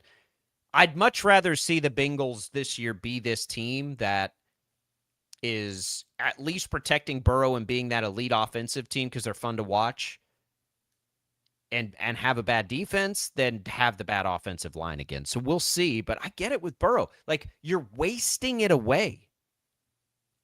Not just with Burrow, who, you expect quarterbacks to play a while. Jamar Chase can't play forever. T. Higgins can't play forever. Like, it's all there offensively. There is no reason the Bengals shouldn't have one of, if not the best offenses in football, actually. Right? I mean, it's right there. But again, how high are our expectations for them? I fail with them more than any other team. I always have these expectations because I cannot quit the fact that Burrow and Chase are near unstoppable, and they have all of these great players on offense. And it just, like, they can't do it. I am very surprised Zach Taylor still has that job. But do you feel bad for Burrow? I mean, he's had so much success, and he's making his money. I can't feel too bad for him. I mean, it's like I life always is gotta good, but take money and that stuff out of it. I just, from the sense of, like, he is so good. He's better than the organization he's with. Yeah, that's so for was sure. Luck at the time. Right. The Right. Colts screwed up Andrew Luck so badly, it's sad. Yeah, he was like, I'm done. I'm not going to a different team. I'm done. Because he just was getting shelled. How do you not fix that line? We've had 7 years of Joe Burrow. And I'll give you the example that I watched that play out and the frustration and all these, and I get, because you see like the Chiefs and the Bills by comparison, and they have done everything they can to make sure they have a good offensive line. Financially, through drafting, the Bills this year go in 6th best offensive line in football according to PFF. The Chiefs are at 8. The Chargers, they haven't been able to stay healthy, but to their credit, they have invested a boatload in that offensive line to try to make it better for Justin Herbert, right? And if they stayed healthy, which is already a question, it would work. It's one of the things the 49ers have done. The Rams had a great line, kind of lost it, and now have tried to come back and spend all their resources there. Your Patriots are trying to build through their line. They've invested a ton on their offensive line. Like, we see it all over the league. The Cowboys have done it. Not as successfully as the last round they did it, but they're trying. Sometimes you look at the Bengals, it doesn't even seem like they're trying. Yeah. Well, but that's always been the criticism with the Bengals organization for years. It's just that they try to go as discount as possible and try to cut as many corners as possible. And yeah, how do you not fix that line? 2 or 3 years ago, Jacob, if I would have told you that all records stay the same and Zach Taylor's still with the Bengals, but Sean McDermott's not with the Bills, you probably wouldn't have guessed that. I mean, crazy. Yeah, that Zach Taylor's still with the and I think he's just getting a lot of benefit of the doubt because Burrow's been. There's an easy thing to point to on why they've lost games. Well, our star quarterback keeps getting hurt. It's probably fair. And it's probably fair. And Zach Taylor's not the one, not investing in the offensive line to his credit. And that offense. It's why I think there's, by the way, a ton of risk with the Bills this year. Right? We know what Sean McDermott couldn't do. He never could get that. But we also know what he could do. We don't know what Joe Brady can do. There's risk there. That's to me, it's the biggest risk of the Bills, of getting behind the Bills this year, is they just changed their head coach. Like, they've had the same coach through all this success, and you just changed that. I get that part with Zach Taylor. But Zach Taylor has also, with Burrow, gotten off to criminally slow starts a bunch of times and all these other things. But he's there now. Boy, I hope. I know I probably, people don't agree with me around this part of the country because the Bengals kind of had been a small thorn in the Chiefs side for just a minute there. But man, I want them to be good because I enjoy watching them play offense. Like, I want the Bengals to be good because I think it's a tortured fan base. Like, all of these things where I'm like, what, could you just do it? But at the same time, that organization doesn't deserve Joe Burrow. No. The Colts at that time didn't deserve Andrew Luck. You get those kinds of assets, and you got to go the way the Chiefs have gone. To hell with everything else. We are going to pay these offensive linemen. We're going to continue to draft them. We're going to do everything within our power to protect Patrick Mahomes. That is the correct way to have a franchise quarterback. That is the way good organizations have a franchise quarterback. It doesn't even feel like the Bengals are trying half the time. So we'll see what happens with them. They're a dark horse. I just don't see any way, Brady. Like, how is their defense going to be good? Because they don't have Hendrickson anymore, right? Didn't they trade him or something? Like, I know that last year he stayed on a 1 year he's with deal the Ravens. or something like He's that. with the Ravens now, but That's they have forever not done that. Now, they should have traded him. I'm not saying they should have given Trey Hendrickson the huge mega deal. They were kind of in the same situation as the Cowboys. They should have traded him and gotten a boatload for him and then tried to rebuild it that way. They didn't get, now they're dealing with a little bit trickier situation. They don't have him out there, and they don't have a ton of assets. And he's with the division rival. Yeah, he just kind of left. They just kind of let him leave. He wasn't traded. He's just gone. It's a head scratcher because I think the other reason that Zach Taylor's definitely this is a big year for him. He's on the hottest seat in the NFL. He's on the hottest seat. Yeah. Last year, Cincinnati finished 6-11. Well, Pittsburgh won that division with a 10-7 record. Baltimore was 8-9. So it's kind of like, boy, last year seemed to be like that was a good year, and they had Hendrickson. That was a good year to probably win the division. Win the North last year when 10-7 ain't winning that division this year. Yeah, and the Steelers weren't that great last year. So 10-7's not going to get it done. But that stood out to me. That stood out to me with that comment yesterday that we heard. Real quick, Fernando Mendoza last night. You're our preseason aficionado. You and your mom. Oh yeah, I saw that text from my mom. Yeah, she locked in another great preseason game. Yeah. Was it a great one? Okay. What did you think of Mendoza? It's 22-20, I think, was her point. She doesn't care who's playing. She just liked the close game. I get it. Right. Mendoza, 8 of 15, 86 yards, did throw an interception. Pick 6 interception. Yeah. Big one. It was a bad one. Yeah. It was a bad one. He's going to have those. No Kirk Cousins. They keep saying there's a battle, but we didn't see Kirk Cousins in that game, which tells me it's not a battle. Cousins is starting. I hope it is getting really, really hard not to pull for Fernando Mendoza. It really is. Like, it's not, I've never thought it was an act or anything, like his personality and his aw shucks and all that stuff. I've never thought that any of that was phony. Just don't. I feel like it's there and it's genuine, and it's pretty hard not to pull for it. I'll be honest. I will tell you this. I'm not convinced he will be a good NFL quarterback. I'm not convinced he'll be a great NFL quarterback, but I hope that he is. Because it's sure looking like he will be fun to follow along.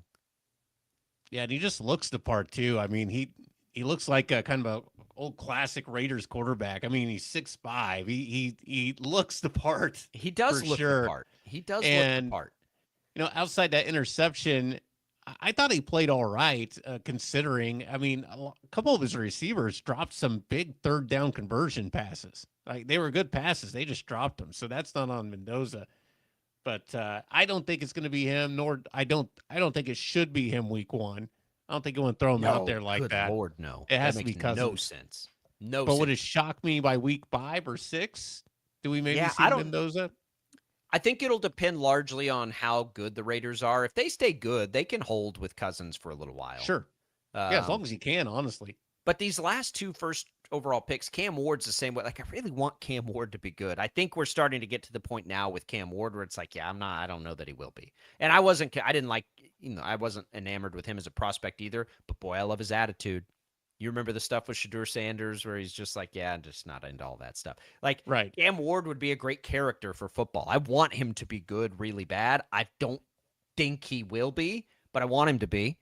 Fernando Mendoza is kind of the same way. I don't know if we haven't seen him play, but I don't know if he'll be good. I wasn't totally sold on him as a prospect, but now I'm getting to the point where I'm like, but I really hope he is a good player because I think he'll be fun for the league. But he played last night. The Raiders lose to Houston. Houston played starters a little bit too. C.J. Stroud got a minute. Boy, the Texans, we got to talk about them, Brady. They lose Higgins out for the year. Man, that's a team. I pull for C.J. Stroud. I think he is I like his personality. I like the things he, talks about and believes in and all of those things. And he feels like he's just a good dude. Lost a big weapon. I don't know who they're going to throw the ball to outside of Nico Collins now. Yeah, because Tank Dell will still be a while before he comes back, right? I don't know his status, but Higgins has been hurt. Jalen Noel, both the Iowa State teammates, like Higgins won't be there. Noel's kind of been hurt. I don't know. Xavier Hutchinson. And they're going to run the ball. Strap a rocket to David Montgomery fantasy football players. They're going to have to run the ball a ton this year. Woody Mark We'll said get some good into runs. them. We've got Chiefs preseason football to predict. Next hour, we'll take you through our NFL Defensive Player of the Year award predictions. It's all coming for you on a Friday, wrapping up the week on Sports Daily. We're about halfway home. Don't go away.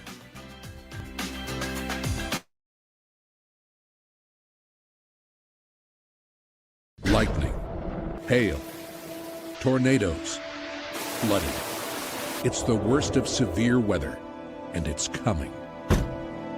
Spring brings warmer temperatures, but also dangerous weather conditions. Stay up to date day or night with the Storm Team 12 weather app.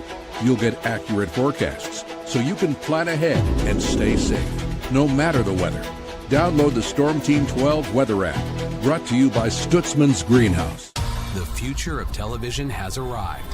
Next Gen TV is here with stunning video, movie theater quality sound, enhanced voice clarity, and interactive features, all upgradable for the future. Learn more at watchnextgentv.com.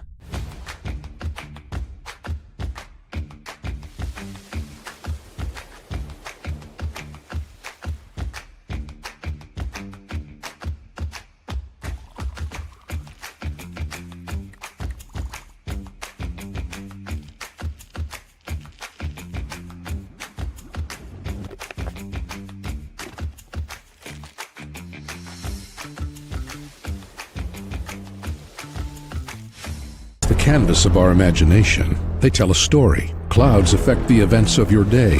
Sometimes they growl, sometimes they inspire, but they're always the messengers of nature's mood, written in the sky. Storm Team 12 understands the language of clouds. We're dedicated to decoding their message, so you know what to expect. Behind every cloud, there is a story waiting to be told. Trust Ross Jansen and Storm Team 12, alerting you first to the impact on your life. We are following a breaking update. Every day, all day, stream the stories that have you talking near and far. Whoever is behind the wheel of this bus is not stopping. From hundreds of local reporters and meteorologists spanning the country. Chaos here this morning at the UW campus. Search LNL for the all-new Local News Live streaming app. Odyssey is one of the most influential audio and entertainment brands in the nation. You already know Odyssey's iconic local radio brands in Wichita. But did you know Odyssey has the country's best collection of music, news, and sports brands? Odyssey is also a premium podcast creator, major event producer, and digital innovator. Odyssey brings people together across the country and right here in Wichita. Odyssey also delivers meaningful radio and digital audio results. Find out our story and impact at odysseyinc.com/Wichita. Make yourself known now. 831001 in traffic pursuit. Oh my God, here. Investigate TV Plus begins with real people. We investigate stories that impact you. And inspire change every day. Something is broken. Real problems Why are they hiding it? and real solutions. My daughter was dying in front of me. What was your reaction when he said that? Investigate TV Plus, weekdays at 3:30 p.m. on KWCH. Sometimes people tell us, I don't get it, it's just tea. But let me tell you, we are so much more than just tea. With 20 plus flavors of sweet and unsweet iced tea, the possibilities are endless. Come on in and try them all for free to find your favorite or get us on the go for your busy lifestyle. And don't miss happy hour every day. So the next time someone tells you it's just tea, tell them to come by and find out why we say drink tea, be happy. Jim Rome here, lighting up your afternoons on The Jim Rome Show. Catch me starting at 2 on Wichita's #1 sports radio, Kansas fan headquarters, 97.5 and 1240 KFH.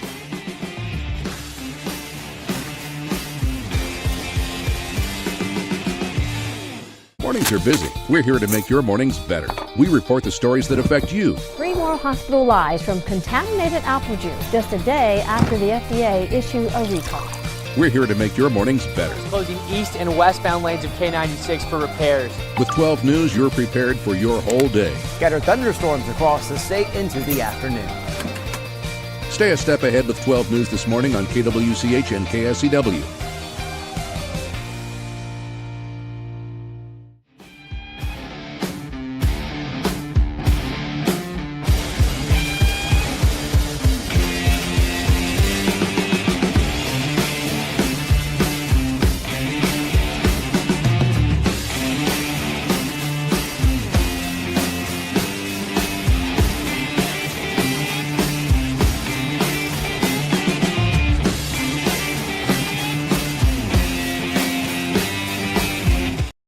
out all day. 869-1240. Time to get busy. This is Sports Daily on KFH.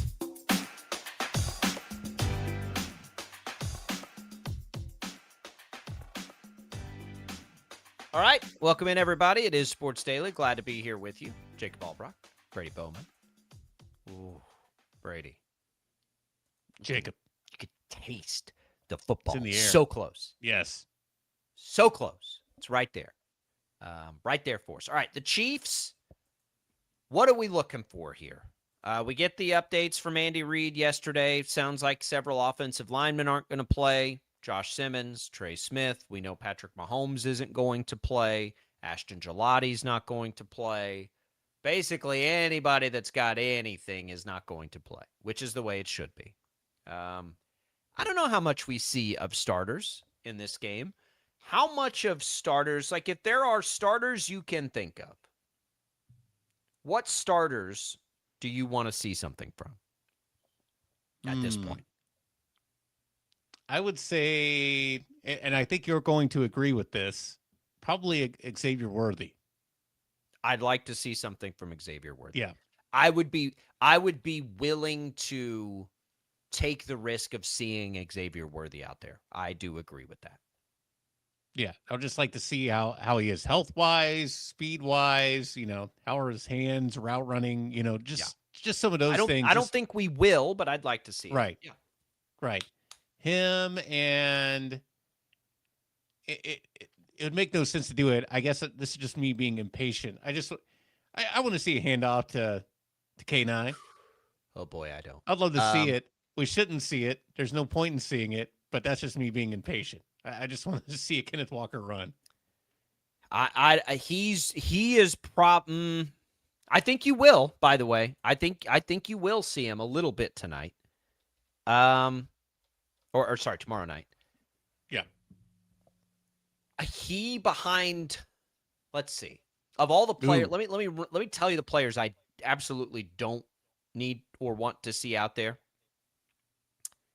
I would like to not see any of, I'm not even going to put Patrick Mahomes in that conversation. Patrick Mahomes may want to get under center a few times. So I would allow that. I don't need to see Travis Kelce. I don't need to see Creed Humphrey.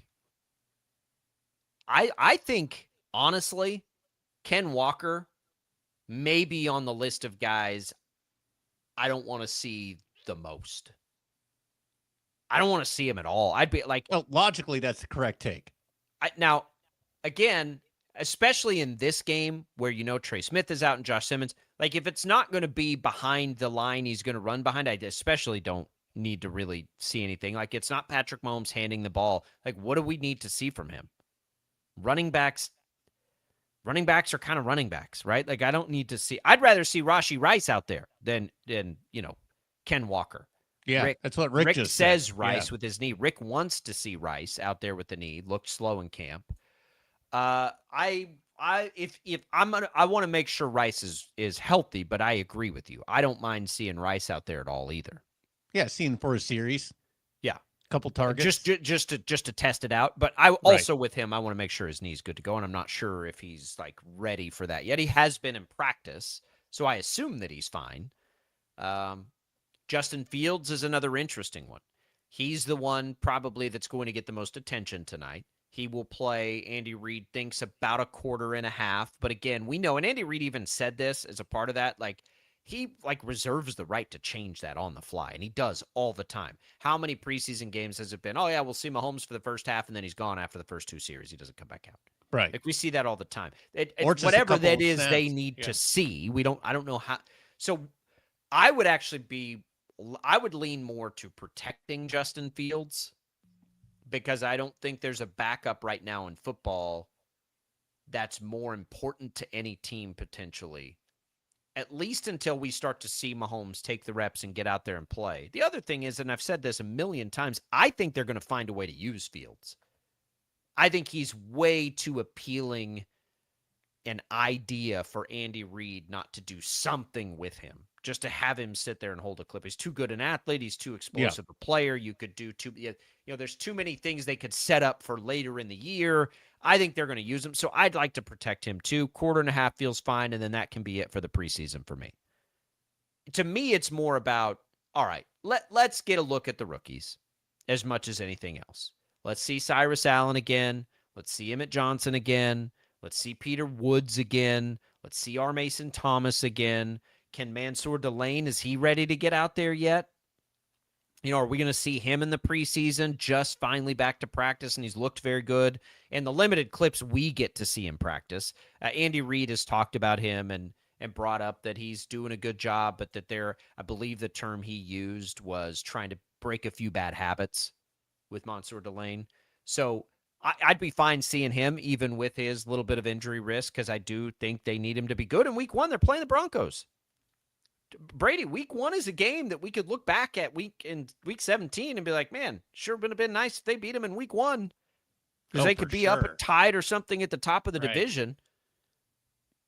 So he kind of needs to be. He's going to either have to guard Cortland Sutton or Jalen Waddle. Good luck, Rook. Right? So I'd be fine with him playing any of the rookies. For me, that's what I'm watching. I don't think I need to see anything. I'm with you on Worthy. Just because, the difference to me in Rice and Worthy is we've seen Rice be really successful, right? We haven't had that chance to see Worthy be really successful. Slow going his rookie year, got hurt in game 1 last year, so you didn't get to see it as much. He's still got a lot to prove. Hey, he had that big game in garbage time in the Super Bowl. Yeah, right? I was looking at his stats, trying to remember. It's what was some of his best games so far in his career? And I think that is the big one, because looking back at the regular season last year, basically is week 2, I think. Week 2 or 3, he had 8 catches for 83 yards and no touchdowns, but 8 catches, 83 yards, 2 carries, 38 yards against Baltimore. But after that, he never went past, let's see, his next highest is 61 yards at Dallas, and that was last year. And let's see, 2024, he didn't have a 100-yard game in the regular season. 73 was his best, and of course, he had 157 yards and those 2 touchdowns in the Super Bowl, but those are all garbage time numbers. Well, I guess in the divisional against Buffalo, he had 7 catches for 85 yards and a touchdown. So he's shown, but he hasn't had that, outside that garbage time numbers. He's not had, a dominating, 100-yard plus, more than 1 touchdown game yet. Yeah, I'm going to be honest with you. I don't think he will. I think he is. I think he's very much. I think he's very much going to be a gadget player. Now, he can be a really good one. Brady, really good one. Has the skills. But I just don't know. I mean, how good? How good is he going to be?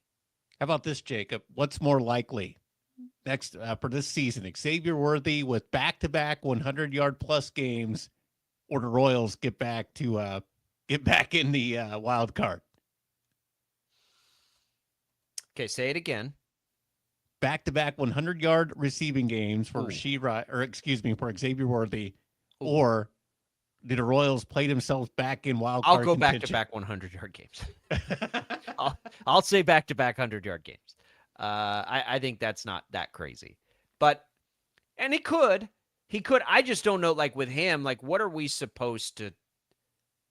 What are we supposed to see in there where it's okay, yeah, this guy, Rashee Rice, we can see it. We've seen it pretty much, right? We've seen it with Rice. Oh, this guy's got a chance to be great.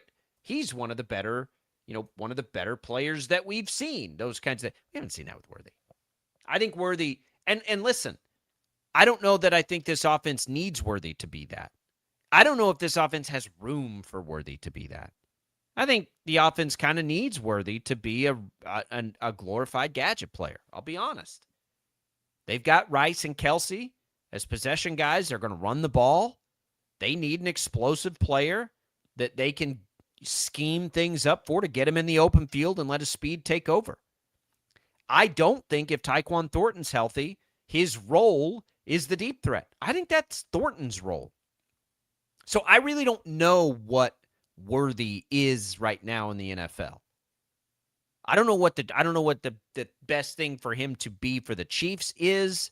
I don't know what the best thing to his ability is, but it's not going to be a possession receiver. That's Rice and Kelsey, if all things are equal. It's not going to. I don't think it's going to be the deep ball guy. Now, I could definitely be wrong about that, and that could be an acquired skill because of his speed, but I think it's going to be Tyquan Thornton. So then what is he, right? And I'm not trying to sit here and say he's McCole Hardman. What I am trying to say is he feels like, to me, the guy that they scheme things up for to try to get him open on some kind of a weird play to let him just take off and run. Right. I was actually thinking, like, who is Xavier Worthy maybe can be at his best? Who's somebody in the past that could maybe think of an equivalency? And I was thinking, like, remember with the Bears when they had Devin Hester play wide receiver quite a bit? I think maybe that's like maybe where he can kind of fit as kind of this speedster guy, gadget play type of guy, because that's what the Bears did with Hester as a wide receiver. Of course, he got to the Hall of Fame as a special teams guy and a cornerback for the most part, not necessarily as a wide receiver, but he was effective at times. And I don't know, is that the ceiling with Worthy? Is kind of that gadget, I think his player type of guy. Well, Hester was such a weapon in special teams. That makes that a little harder. I think you could. I think I'd want to aim a little higher than Hester's role in the offense, I guess. I mean, I gotta pull up Hester's numbers here to see like what his peak years were. The guy in his career only had 3,300 yards receiving. So he had a couple of seasons. His best season was 57 catches for 750 yards and 3 touchdowns. I think he can be better than that. But if they got that this year, I'd probably be okay with that. I think you made a really good comp because Hester became such a weapon in special teams and doing all these other different things. That's how he got to the Hall. Yeah. Then I'd say I'd take that for Xavier Worthy for sure. Right? I would take that. I do think, though, purely wide receiver. I think by design, though, he probably looks to. I think Hester in those seasons had like 70 targets. I would imagine they envision something a little larger than that for Worthy. But the reason you want to see it this year is because the chances feel very high that they won't have Rice next year. And then comes that question, right? Well, can Worthy step into that role? I don't know that I think he can based on what we've seen currently. He's had some tough circumstances. I get it. He had the injury early on last year. He's got a lot to prove this year. I mean, he's an exciting player. I hope to be 100% wrong about that. And in week 8, we're like, yo, how good is Xavier Worthy? He's explosive. That's why they drafted him. Fastest guy ever, right, at the combine? Right. I don't think his record got broken. So I just don't see it based on what we've seen thus far. And we have seen it from Rice. So I'm fine sitting Rice and playing Worthy. I'm also fine playing Rice, right? He's got to show he's ready to come back. Right, just to see. Knee. Yeah. Yeah. Again, really the only 2 guys I'm totally fine. I'll call it, let me call it 3 guys I'm fine not seeing at all the rest of the way in the preseason. Creed Humphrey, Patrick Mahomes, and Kenneth Walker. I'd be fine Kelsey. Not seeing any of them. Yeah. Chris Jones and Travis Kelsey, you can add them to that list too. Right. Just don't need to. No need whatsoever to see any of those guys. And I don't know that we will. Andy Reid has alluded to this is all for the young guys. So, they're done messing with Chris Jones maybe by putting him out there for one play, which again I think was so funny. But we'll see if we get any of the other guys. We know Mahomes won't play and the injured guys won't play. It's all about those rooks, all about those young guys. Chiefs are going to have to lean hard into them. We'll have more on it in the second hour. We'll make our defensive player of the year picks. We've got a poll to make today to end the week. See if we can't get lucky here on Sports Daily. That's coming in the next hour. Don't go away.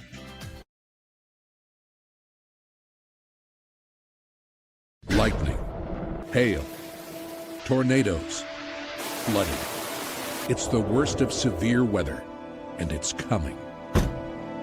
Spring brings warmer temperatures, but also dangerous weather conditions.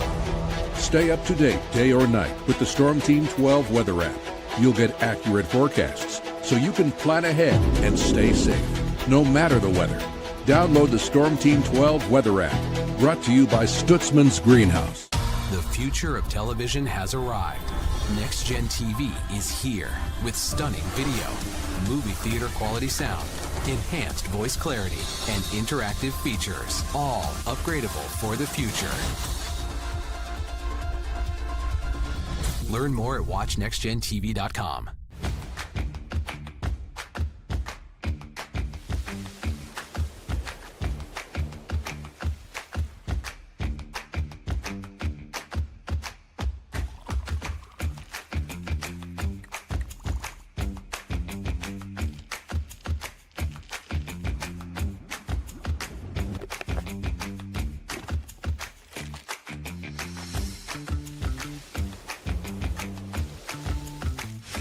The canvas of our imagination. They tell a story. Clouds affect the events of your day.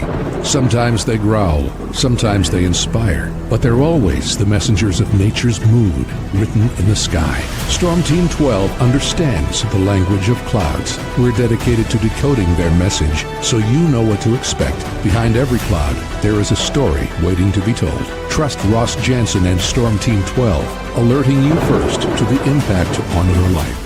We are following a breaking update. Every day, all day, stream the stories that have you talking near and far. Whoever is behind the wheel of this bus is not stopping. From hundreds of local reporters and meteorologists spanning the country. Chaos here this morning at the UW campus. Search LNL for the all-new Local News Live streaming app. Odyssey is one of the most influential audio and entertainment brands in the nation. You already know Odyssey's iconic local radio brands in Wichita. But did you know Odyssey has the country's best collection of music, news, and sports brands? Odyssey is also a premium podcast creator, major event producer, and digital innovator. Odyssey brings people together across the country and right here in Wichita. Odyssey also delivers meaningful radio and digital audio results. Find out our story and impact at odysseyinc.com/Wichita. Make yourself known now. 83-1001 in traffic pursuit. Oh my God, here. Investigate TV Plus begins with real people.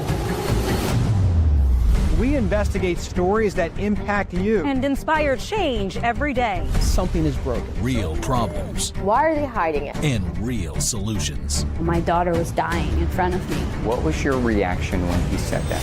Investigate TV Plus, weekdays at 3:30 p.m. on KWCH. Sometimes people tell us, I don't get it, it's just tea. But let me tell you, we are so much more than just tea. With 20 plus flavors of sweet and unsweet iced tea, the possibilities are endless. Come on in and try them all for free to find your favorite or get us on the go for your busy lifestyle. And don't miss happy hour every day. So the next time someone tells you it's just tea, tell them to come by and find out why we say, drink tea, be happy. Jim Rome here, lighting up your afternoons on The Jim Rome Show. Catch me starting at 2 on Wichita's #1 sports radio, Kansas Fan Headquarters, 97.5 and 1240 KFH.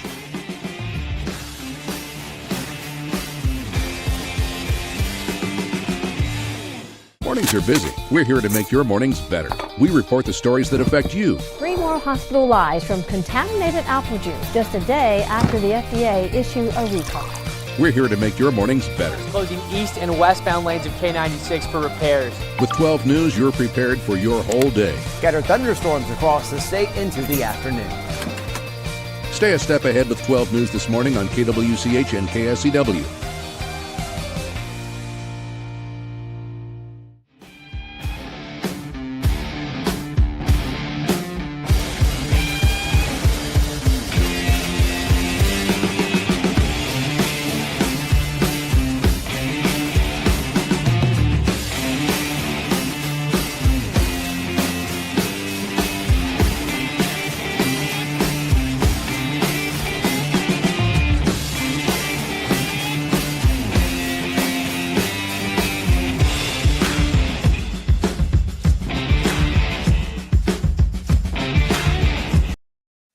dog that you catch in your mouth, you get $100 toward a boob job that you desperately need. I know. Okay, here we go. Oh, a miss! Oh, you got her in the eye with that one. Whoa, that one was a teat-seeking missile. Now, from Wichita's most listened to sports radio, 97.5 and 1240 KFH, this is Sports Daily. You're listening to the radio. Oh, my God. All right, welcome back in, everybody. Another hour of Sports Daily. Juvenile here. Max is feeling it today. Glad to be here with you. Friday. It is. We are rocking and rolling into the final hour. Next week, we begin to get our cast of insiders in. We're excited about that. If you missed Jaylon Thompson, our Royals insider, who's been with us all summer long, you can go back and listen on the Odyssey app. Thanks for listening over the air on KFH. You can call us 869-1240. Thanks for watching on 12 News Connected. If you have us on our social streams, Facebook, YouTube, or X, you can chime in there via the video stream. We can get those comments out over the air. And if you have us on the Odyssey app, you can listen to voice messages. We've got to do a Sports Daily poll here in this segment, just a few minutes. We're going to go through our Defensive Player of the Year predictions here on the show. Any Chiefs remotely possible to enter that list? We'll discuss that as we make our way through that conversation and begin to take you through some of the other storylines heading into this sort of weekend of the preseason as well. It's all coming to you. What's on Tap? Brought to you by the Wichita Brewing Company. Now featuring a brand new summer cocktail menu. Set sail with a salty doggy or bearded clam, or escape with a Waikiki wake up or string bikini Bellini. WBC Summer Cocktails, because summer sips better at Wichita Brewing Company. We are glad to have you here with us on this Friday. Quick mention and shout out. Gary Woodland was your leader through one at the BMW Championship. And he right now won't tee off till this afternoon, but is now tied for the lead at 6 under par. So nice. Really cool moment there for Gary Woodland. We'll see if he can do anything special in that high. Scotty Scheffler. All the way down there at +2, so maybe he'll stay away. Get out of here, Scotty. But we're following Sam Stevens, not in this tournament, so we'll see if Gary Woodland can hang on and do something special there. But just a quick shout out. He won't tee off while we're on the air here, but did want to mention that. All right, Brady. Is it time? It's time. Let's do it, Max. There we go. Time we've all been waiting for. Joseph of Arimathea, 26 conversions in AD 46. Whoa, a Methuselah rookie card. Sports Daily Pull. All right, so we continue to go through this pack of 2025 Absolute Football with Mahomes on the cover of the pack. Okay. We pulled a Mahomes a couple days ago. We pulled a Mahomes, and it wasn't worth anything. It was just base card. Just let's see what we got here. Let's see what we got. We're just a couple of base cards with you right now. We're basic, Jacob. All right, we got a quarterback. Okay. Is it a base card? It is a base card. Have we pulled any cards in the now 2 weeks of doing this? Have we pulled any cards that are not base cards? Just the Dylan Gabriel rookie card. Well, and the other rookie for the Cardinals defensive tackle. But he was not. Oh, he was a rookie last year. That's right. A rookie last year. But okay, so just being a rookie card though makes it a non-base card. I guess if you wanted to be very technical about it, you can call it a base rookie card. Because there's also are base rookie cards worth anything? They're worth a little bit more depending on who it is. Okay. Yeah, that's why Gabriel has the most upside if he can turn it around. Okay. And then regular cards though only catch their value if they're not base cards. But like a random 2022 Patrick Mahomes card could have value as long as it's not a base card. Pretty much. Pretty much. All yeah. Right. And condition, you got to think about if you're getting them graded, how are the corners, centering, et cetera, et cetera. I mean, you can really go down the rabbit hole, Jacob. But okay, here we go. Our first card, and I accidentally pulled 3. Oh no! So a bonus Sports Daily pull on a Friday. On a Friday. Oh yeah, goodness. So we got a Jalen Hurts. Okay, base card, but a Jalen Hurts base card, and this is a Jalen Hurts 2025 card. Correct. You'd probably throw that one in the trash. Oh yeah, you're talking the other day. You're not sold on Hurts. Well, he didn't have a great year last year. wasn't awful. It was fine, in fact, but their whole offense struggled. I don't think last year's the Jalen Hurts card you want. He just wasn't quite the same. Not as much rushing production. Still took care of the ball well. And I like Jalen Hurts, by the way. I'm not sold he's one of the best quarterbacks in football, but for them, he's really, really good. Not quite as much last year. You think he's closer to being overrated than underrated? Oh boy, that's a good one. I think he's appropriately rated by most, but if I'm power ranking NFL quarterbacks, I don't think I would put Jalen Hurts in my top 10. How about that? Okay. So I think he's perfect for them when their offense is going the way they want it to go. Fair enough. Obviously good enough to win a Super Bowl. I really like Jalen Hurts, even though he plays for the team I dislike the most. But I just like if I'm starting from scratch, he's not up there for me. And I will also say, Jacob, as far as the value on these base cards, it also depends on like the brand too a little bit. Like Absolute's a pretty good brand. So, decent vodka too. Yeah, that's true. Got another quarterback of the LA Chargers. We got Justin Herbert. Okay. Again, just a base. Okay, but it's a base. Just a base. Okay, now Herbert I would probably put in that top 10 I was talking about, power ranking the NFL quarterbacks. If that line holds together, and I know Biotic, the center they brought in and paid a whole bunch of money for, already got nicked up, but both the tackles for now appear to be healthy. If that line holds up, we're going to get to that MVP conversation next week. Justin Herbert's a name to keep an eye on. Now, that's no surprise. Everybody senses that to some degree. But Justin Herbert has a chance to be really good this year. He's got a lot of we talk about hot seats, for reputation and everything else. Herbert's got a little pressure on him, I think, this year. Yeah, I'd agree with that. Where do you put between Hurts and Herbert? Who do you have? Or I guess it's maybe two questions. Herbert. You go with Herbert over Hurts? Yes, absolutely. Really? Oh yeah. Like to start at quarterback, or or do you think Herbert is just better? I just think Herbert's better. If I'm starting a team from scratch, I would much rather start with Herbert. Even though Hurts has the hardware. Hurts has the hardware. Hurts is placed in the literal perfect place for him to be playing. The perfect offense. They have built around him wonderfully. The Eagles have done a phenomenal job.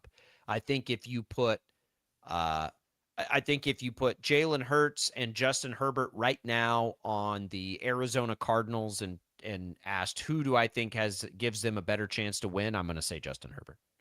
Okay.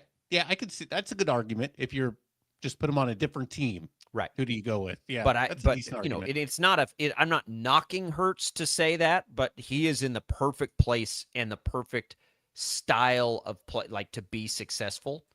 And I think that both he and the Eagles deserve a ton of credit for that. But I think Herbert's a better quarterback. It's going to be a big year for both those quarterbacks, actually, That's especially with true. Hurts not having A.J. Brown. Yep. Now it's kind of like it's totally more on your shoulders. They want to run the ball. Don't make any mistake about it. And speaking wide receivers, this bonus pull, this accidental third card I pulled, another base, but good player. We got Calvin Ridley. Calvin Ridley. You talk about one of the more disappointing players of 2025. That's another one you probably throw in the trash. If you were banking on Calvin Ridley cards, if you could go pick which Calvin Ridley card you'd want, last year's not going to be that card for you. He had an awful year last year. He played in 7 games, caught only 17 balls. Is a guy who had a stretch of 3 seasons with at least 1,000 yards out of 4. In the other one, he was hurt, catching touchdowns. Last year wasn't it. Last year was no bueno. We'll see. I don't know what to expect to him this year. Tennessee's got some weapons now. But, can Calvin Ridley do anything? Let's see who his quarterback is. But, yeah. Those are 3 good players. 3 good players. Not one of them worth anything. That day will come, Jacob. I sent you that link to what Topps is putting out. I hope so. People give me a hard time for betting games and doing all that. And I'm like, have you seen the trading card industry? I showed you that card they have coming out with Drake May and what are the chances you get that one? Probably pretty low. Oh, we got that. Oh, what are the chances I win my bet? About 50-50, right? That big pull is going to happen one of these. I'm waiting. I really hope it does. It's fun to talk about the players, so I think we get a little value out of it. Speaking of players, let's talk about Defensive Player of the Year when we come back. Who is our pick? We'll pick it, and then we'll tell you, different than our pick maybe, who are some long odds guys that might make some sense this year. It's all coming for you on Sports Daily. If you bleed crimson and blue, when Lightning, hail, tornadoes, flooding. It's the worst of severe weather, and it's coming. Spring brings warmer temperatures, but also dangerous weather conditions. Stay up to date day or night with the Storm Team 12 weather app. You'll get accurate forecasts, so you can plan ahead and stay safe, no matter the weather. Download the Storm Team 12 weather app, brought to you by Stutzman's Greenhouse. The future of television has arrived. Next Gen TV is here with stunning video, movie theater quality sound, enhanced voice clarity, and interactive features, all upgradable for the future. Learn more at watchnextgentv.com.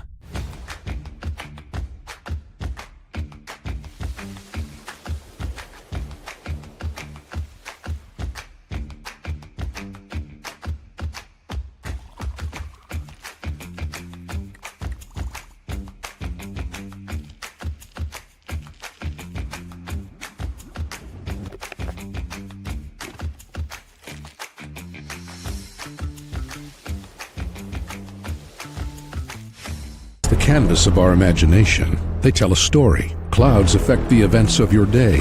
Sometimes they growl, sometimes they inspire, but they're always the messengers of nature's mood, written in the sky. Storm Team 12 understands the language of clouds. We're dedicated to decoding their message, so you know what to expect. Behind every cloud, there is a story waiting to be told. Trust Ross Jansen and Storm Team 12, alerting you first to the impact on your life.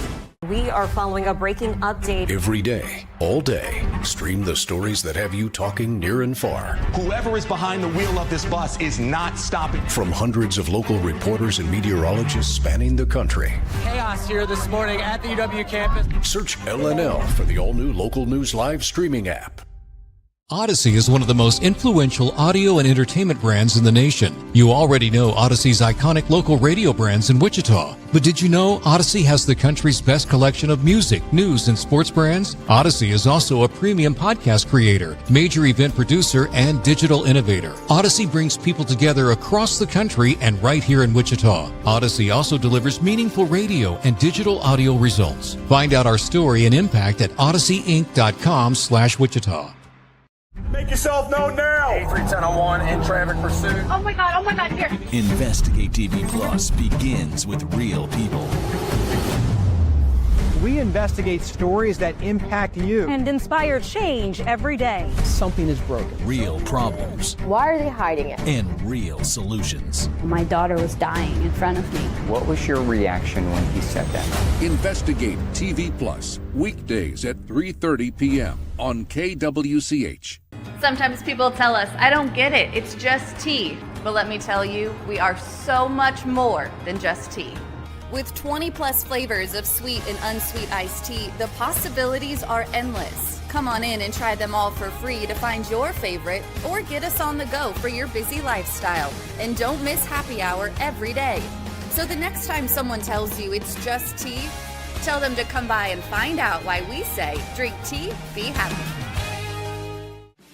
Jim Rome here, lighting up your afternoons on The Jim Rome Show. Catch me starting at 2 on Wichita's #1 sports radio, Kansas Fan Headquarters, 97.5 and 1240 KFH.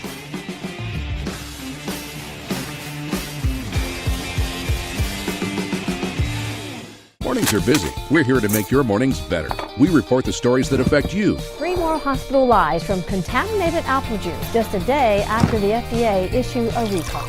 We're here to make your mornings better. Closing east and westbound lanes of K96 for repairs. With 12 News, you're prepared for your whole day. Scattered thunderstorms across the state into the afternoon. Stay a step ahead with 12 News this morning on KWCH and KSCW.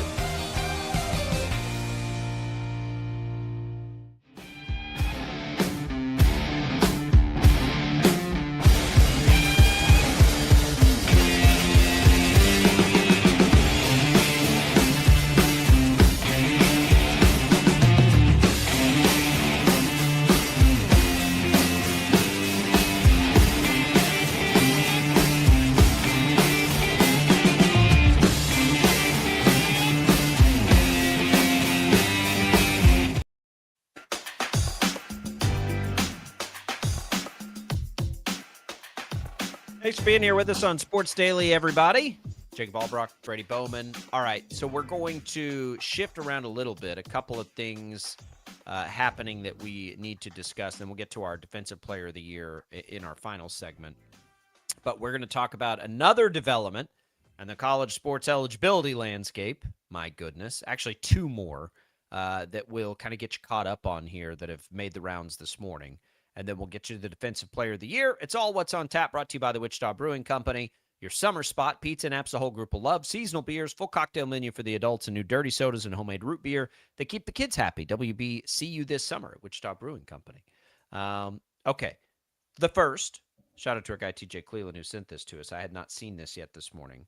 But the reporting is that the class of 2022 athletes who exhausted 4 years of eligibility in the spring are now ineligible unless they're part of their own lawsuits and injunctions. So, Brady, you're more judicially savvy than I am. What is happening here? Because what that means is, and this is an associate professor at Boise State who's trying to make sense of this injunction is more wide-reaching, but it's hard to say how it impacts the states. But as it goes against like the blanket ruling, right, of Colorado. So for us, we're paying attention, obviously, to Kenyon Giles. And Kenyon Giles' lawsuit hasn't even been ruled on yet. That's supposed to happen later this month. He's a part of a lawsuit in South Carolina. We've been operating on the Colorado lawsuit that he's been able to be eligible. So I guess it at minimum puts his eligibility into question here. Am I reading that correctly? Yeah, I'm trying to look up the latest on that as well. And I guess it depends how that rule was written, because if that wasn't put in consideration, I guess, as far as, well, what happens if it's going back to the team they came from? Does that change the language? Because everything's so much about the language and how the I's are dotted and T's are crossed. If something was missed, some loophole that wasn't thought about, which now why wasn't that thought about? I think in the Shockers, and we have not heard much more from Wichita State. Reading between the lines, Jeff Goodman put that report out, and then the Shockers announced it themselves. I highly doubt the Shockers were ready to make that announcement prior. Maybe they were. But either way, the only thing I can think of is they feel confident in the repercussions if this goes the other way. Their statement would indicate that, to me, they're not totally convinced that this is a stone cold lock that his eligibility stays through. But also, I think there's a pretty good chance he wins that South Carolina lawsuit, because players seem to always be winning the lawsuits. And if that happens, then this, whatever this is that says, it only applies to whichever lawsuit they're a part of and it's not a blanket thing, whatever that is, would be only relevant until he gets a favorable ruling in his own case. So I think that's something to watch. The other thing is, again, I think the possibility has always existed that down the road, somehow the NCAA gets their way and it would just be like, oh, well, he's not actually eligible. We'll move on as planned. if as far as the Shockers go. But again, this is all speculation because they haven't talked about it. We don't know yet. But it sounded in their statement like they were prepared for both directions. My thing is, are you prepared for the punishment? That's where you get the sense they probably were more comfortable with their, likelihoods of potentially being punished by this, and I would assume they feel like that's low or they wouldn't have done it yet. Then there's another thing happening this morning. Andrew Brandt is reporting he's hearing of a few players going to their NFL teams, of which they're currently employed, asking to be cut now instead of cut in a few weeks to go play in college again. Can you imagine that conversation? Can you imagine Bill Belichick having that conversation if he was still coach of the Patriots? You want to do what? Can you imagine anybody walking into Andy Reid's office and saying, "Hey, coach, I think you're going to cut me anyway. Could you go ahead and cut me now so I can go back to college and play?" I mean, honestly, from a head coaching perspective, that's like, okay, this is the easiest cut I've ever had to make ever. It is, okay. But you also are relying on these guys to be ammo for your preseason games. Right. Like, I think the answer to that is no. Are you asking me, are you demanding a trade as an undrafted free agent, basically? You're demanding a trade now, a trade back to college? Like, I'm telling you, the NFL guys, I don't think they're going to have much of an appetite for this. You think you're going to be able to be on these rosters if you're so willing now to just like give up on it? I don't know, man. It's a weird dynamic. I also don't know about this other ruling, and I get it. And I know this is so frustrating for the listeners. I promise it's frustrating for us to try to make sense of it for you because it's almost impossible. But if there is some ruling out there now that temporarily says you can only, be eligible if your own specific lawsuit says you can, that would impact this football thing too, wouldn't it?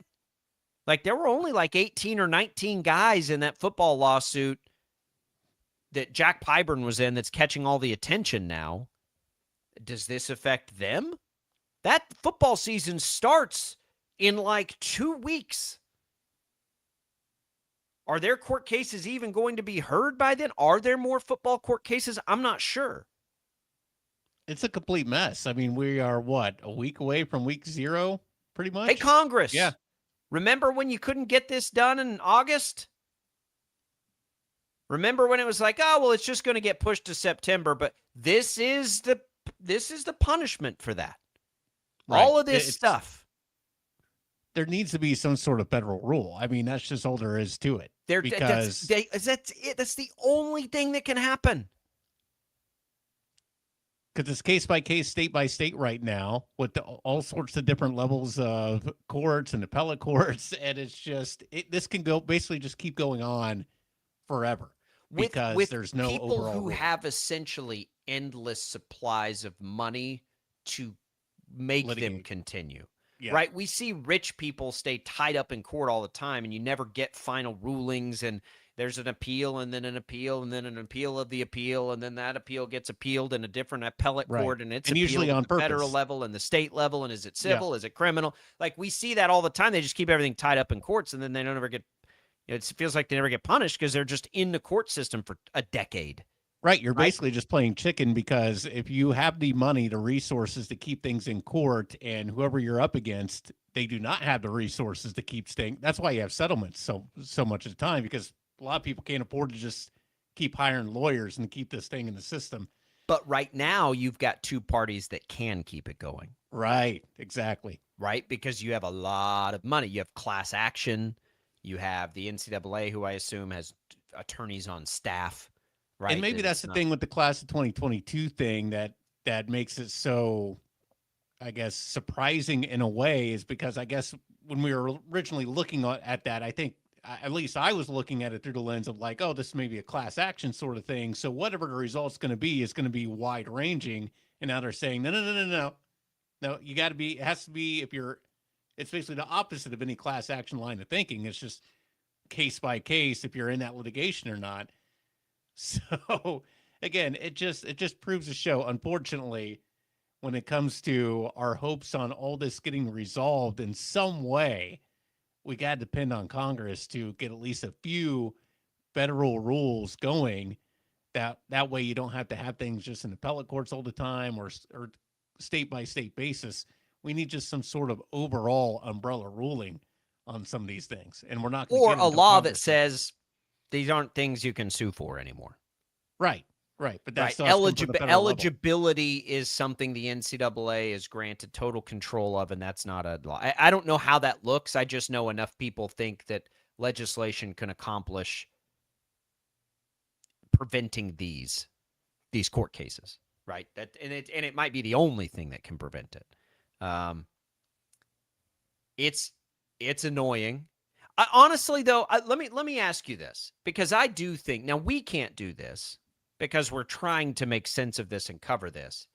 For fans, though, you could probably just bury your head in the sand and be done with all this, not care, and just say, I'll see you on game day.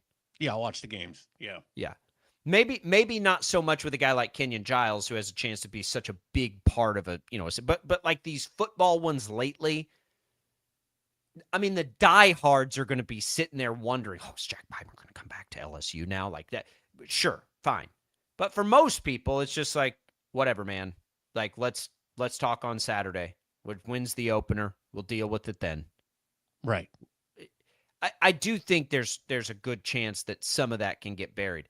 But the problem for lawmakers and the problem for everybody is we're constantly in the news with this stuff because we're still trying to understand, okay, what does that mean? And the problem for obviously coaches and administrators is they're trying to figure out, can we get guys? Can we not get guys? And I'm going to say this, and I say this a lot. I said this about the Shockers, which I don't blame coaches and administrators, like even a sliver, for bringing guys back in, because everybody can sit here and act mightier, holier than thou by saying, oh, well, they could just not. No, these guys have jobs on the line. Like, if they're not successful, they don't keep a job. If they're not successful, the boosters aren't happy. They're not raising the money that they need to raise to be successful. So all of that stuff, like casting stones at the coaches and administrators, I think is bogus. They have such an obligation to win for a billion different reasons that I don't blame them at all. They're just trying to be the best they can be within the rules, and the rules keep changing on them. Yeah, that pressure's always been high, and it's probably never been higher. I mean, as far as the leeway you get anymore, because you can be so good in a hurry, because of the way you can acquire players in a hurry. I mean, I don't think administrators have much of a window anymore. Well, and you've never had more things to worry about. You've never had more money essentially needed to raise to get these guys paid, because forever programs and schools and everything, they've just been able to kind of pocket the money, right? Or most of it. They didn't have to share any of it. Now they do. So now they got to raise more. So the pressure's high. You're not raising money if you don't have a good team. And so when, a court rules that you can bring this player back, I think they have an obligation to do everything they can to make their teams as good as they can make them. You don't have to, you don't have to like the rules to play by the rules. You know what I mean? Like, if you don't like the opportunity that's there, but if it's there and you don't take it, it could cost you your job.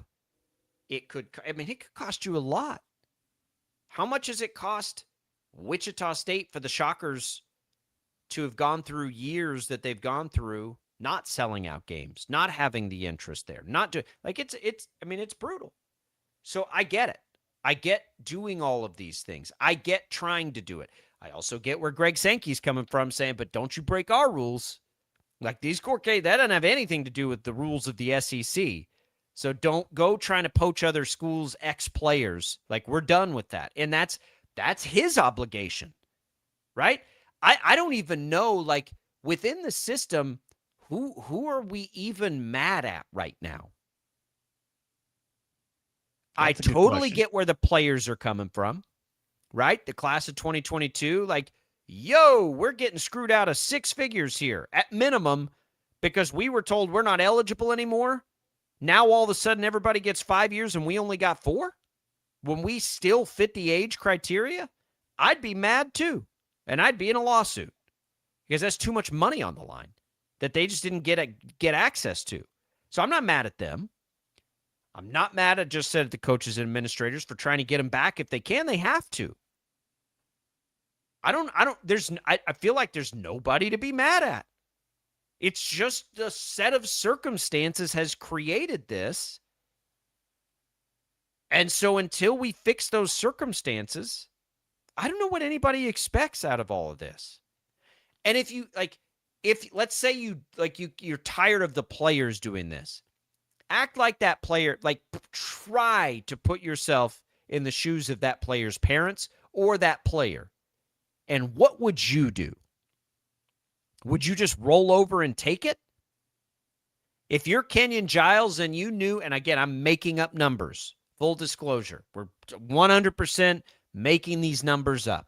But for the sake of the conversation, if you're a guy like Giles, you just finished this incredible year, you finished your 4th year college basketball, the NCAA comes out and says we're doing 5 and 5, everybody gets 5 years, except you guys. You're the class, you can't have them. Even though you'd still be eligible, you can't have them. We're starting them next year. And you know there might be like $1 million sitting on the table for you. You don't have a pro opportunity. Are you telling me you wouldn't go after that money? Because I think you'd be lying if you said you wouldn't. Yeah, and that's the other thing about all this. It's kind of like, what would you do if you were in that situation? Whether you were a coach, player, university president, athletic director. Yep. I mean, I think, like you said, everybody's making the best decisions that they can for their schools, for their programs, for themselves, and you wouldn't do much different. But I think what makes so much of this so complicated and why there's that feeling of urgency on we got to figure something out. This is a headline from the AP this morning. States pour taxpayer dollars into college sports as athletes pay, as athlete pay soaring costs squeeze budgets. And it's talking about how like University of North Carolina, Chapel Hill, for the first time, receiving $3 million earmarked from state sports betting taxes. Wisconsin lawmakers approved $15 million for athletic costs at University of Wisconsin. Connecticut, Louisiana also using tax dollars to support college athletics, especially for like buildings, facilities, those Kansas sort of things. ADs have lobbied for the same thing. Yeah. Yeah. So I think that's where all this gets so different and where you get into the weeds, because a lot of these universities are public. So a lot of it's taxpayer dollars. And because of that's why the lawmakers, though, Brady, owe it to us to fix it. Exactly. They absolutely do. I mean, it's their job. We're dealing with public tax dollars. That's a big reason why they're elected, is to deal with public tax dollars. So I mean, people would get annoyed like, oh, we have so many other bigger things to worry about. We sure do, but that doesn't mean we shouldn't try to fix things that aren't going well.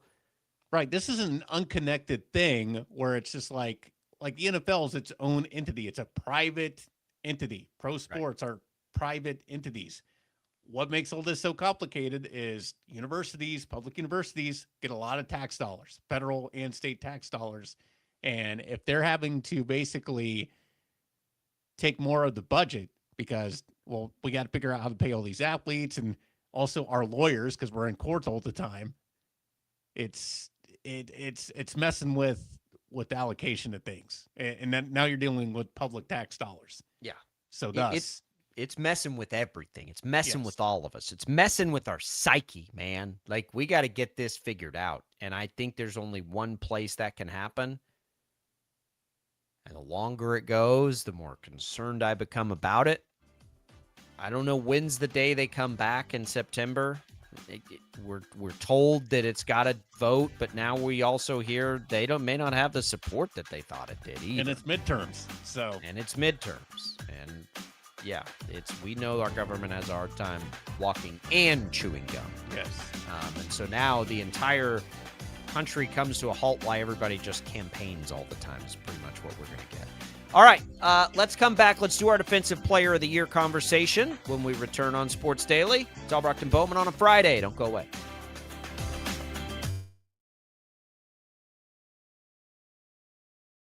Lightning, hail, tornadoes, flooding. It's the worst of severe weather, and it's coming.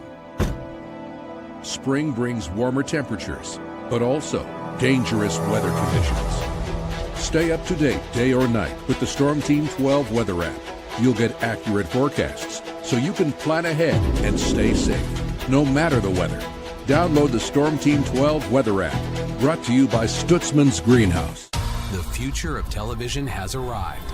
Next Gen TV is here with stunning video, movie theater quality sound, enhanced voice clarity, and interactive features, all upgradable for the future. Learn more at watchnextgentv.com.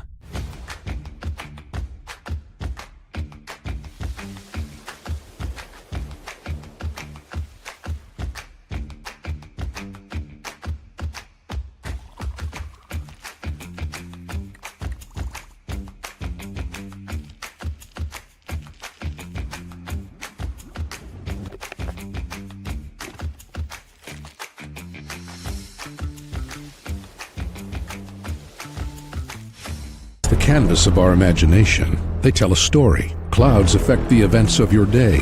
Sometimes they growl, sometimes they inspire, but they're always the messengers of nature's mood written in the sky. Storm Team 12 understands the language of clouds. We're dedicated to decoding their message so you know what to expect. Behind every cloud, there is a story waiting to be told. Trust Ross Jansen and Storm Team 12, alerting you first to the impact on your life.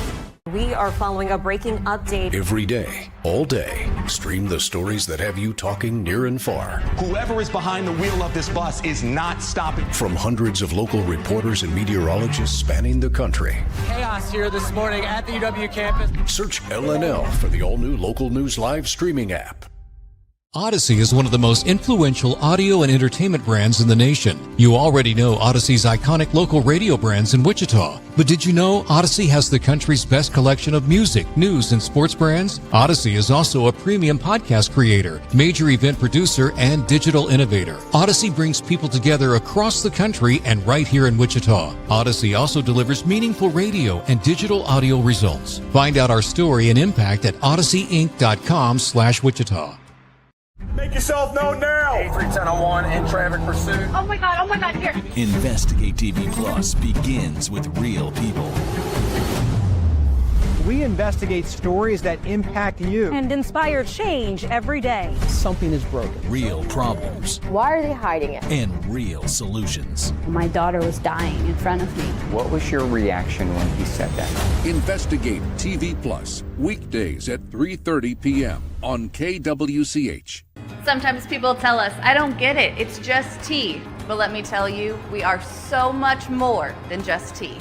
With 20 plus flavors of sweet and unsweet iced tea, the possibilities are endless. Come on in and try them all for free to find your favorite or get us on the go for your busy lifestyle. And don't miss happy hour every day. So the next time someone tells you it's just tea, tell them to come by and find out why we say, drink tea, be happy.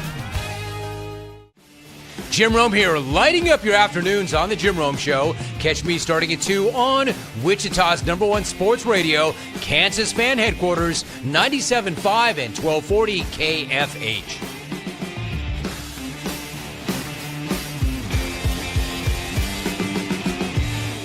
Mornings are busy. We're here to make your mornings better. We report the stories that affect you. 3 more hospital lies from contaminated apple juice just a day after the FDA issued a recall. We're here to make your mornings better. Closing east and westbound lanes of K96 for repairs. With 12 News, you're prepared for your whole day. Scattered thunderstorms across the state into the afternoon. Stay a step ahead with 12 News this morning on KWCH and KSCW.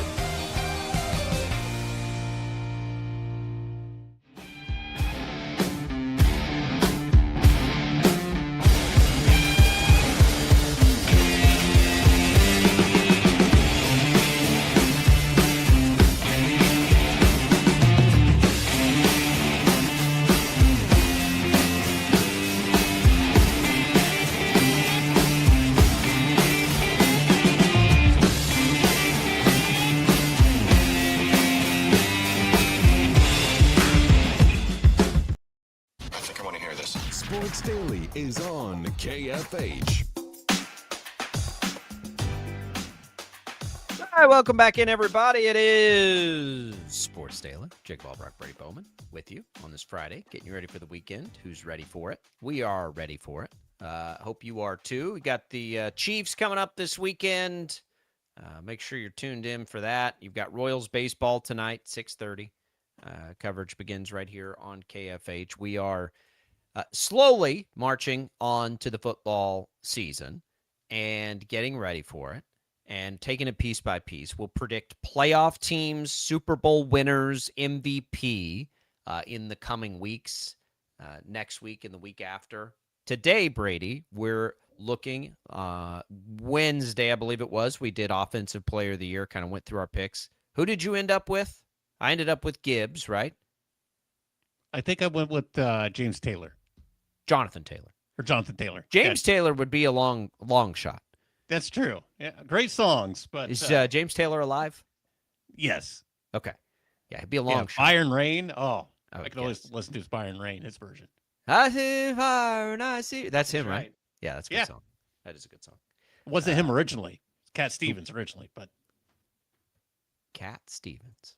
All right. Defensive Player of the Year. Right now, the odds-on favorite. No, Cat Stevens did not write Fire and Rain. Oh, Cat you're Stevens right, wrote, Max. The first cut is the deepest. You're right, Max. I was actually thinking, I had like a doubt in the back of my mind for just a second, but I was also thinking, like, if I was wrong, Max would say something. So thank you, Max. The internet says it was written and performed by James Taylor. Yeah. Are you okay with I'm James thinking Taylor, of Peace Max? Train. Peace Train is what I was getting confused with, Max. Oh, yeah. Peace Train. That's right. There's Peace Train, and then there's Love Train by the OJs. Okay. And then there's Learning a lot. Dinosaur Train, which is a fun show for kids. There's Crazy Train. Ozzy. Oh, man. God, I miss Ozzy. And then there's all right. Train, the band. Train the band I do like. I Train Jupiter. Train has dropped some unbelievable songs over the year. Soul Sister? Soul Sister's good. Soul Sister's one of the better songs. I don't. That's been it's been more than a decade. We'll call Calling it the All Angels. Calling All Angels is good. Yeah. Drops of Jupiter. Meet Virginia. So many. Meet Train Virginia, is Train Underrated. is a forgotten. They are a Underrated. criminally underrated band. I'll play Train next Saturday, not this Saturday. Next Saturday. You're going to see them? No, I'm going to play them. Oh, okay. Okay. Yeah. They don't tell me what to do. Nobody tells Max what to do. Nobody tells Max what to do. Nobody tells what is it? Nobody tells baby what to do. Nobody puts You can't put baby in the corner. Yeah. Listen, when I see Britney Spears, when I see a Britney Spears song in the list of Whitney Houston, they're gone. What am I doing? What are we doing here? All right, let's go to Player of the Year awards. No surprise, Myles Garrett is your favorite. Will Anderson Jr., 7-1. Aiden Hutchinson, 8.5-1. Now, as we mentioned a little bit earlier in the show with the Ravens. Max Crosby at 12-1. Those are the four favorites, and then you get a whole bunch of guys. Oh, Aiden Hutchinson. Sorry, Trey Hendrickson is 25-1. Aiden Hutchinson of the Lions is 8.5-1. I mixed up my ensigns there for a second. Aiden Hutchinson, which is interesting, is one of my favorites actually to bet on this. So, Brady, this has largely become a pass rusher award, right? It's kind of hard to imagine a non-pass rusher winning this. There aren't very many of them. There's a few linebackers in there. TJ Watt's at 20-1. I think, for me, this one gets really hard. I don't know who won it last year. Is last year the year Surtain won it? Let me take a look. Was it not Myles Garrett last year? So maybe it was, Surtain 2 years ago. Yeah, of course it was Myles Garrett. Last year he broke the record. Right. But was it 20? It was Surtain was the last. That sounds right. Yeah, 24. Yeah, so Surtain was the last time so we have a recent case of a non-pass rusher, but this is generally a pass rusher's award. Myles Garrett, especially if Aaron Donald comes back, could have a lot of free reign to a quarterback, right? How do you double him up and Donald up and all of those things? So I don't see a situation like Pat Surtain this year. I think it's going to be for instance, for reference, You can get Pat Surtain right now at 75-1, but I think it's going to be a pass rusher. If I was going with the DB of any type, I'd put my money on Christian Gonzalez. He's 50-1. Of course you would. Yeah, of course you would. But he's good. He is good. He's legit. He's very good. Quinyon Mitchell has better odds than Pat Surtain, oddly, the Eagles corner. He is coming in right now at 50-1. Kyle Hamilton is another DB up there in the odds. And again, we're going just odds, of course, for the Ravens, and we've seen him. I do. Safeties are interesting because safeties kind of feel like they get in on the big plays a little bit. Right. 45-1. Fred Warner in there as a non-prototype pass rusher at 35-1. Cooper DeJean. Who else is in here that's a non-pass rusher? There are several, right? There. What's that? Derek Stingley Jr. Is he up there? He's at 50-1. Okay. There are some, guys that are kind of on the up and up that maybe you're not thinking of. Jared Verse is up there, which is interesting. That was interesting to me, Jared Verse, because he has to replace, basically he's filling in the space left over by Myles Garrett. No easy task. Yep. But he had a really good year at the Rams. No pressure. Before. Yeah. I think Nick Bonito is really interesting. Probably, I don't know. Is it fair to say, and maybe this is just me, is Nick Bonito maybe the most underrated pass rusher we have right now for what he's done? He's had 13 and a half and 14 sacks the last 2 years for Denver. He has been their success.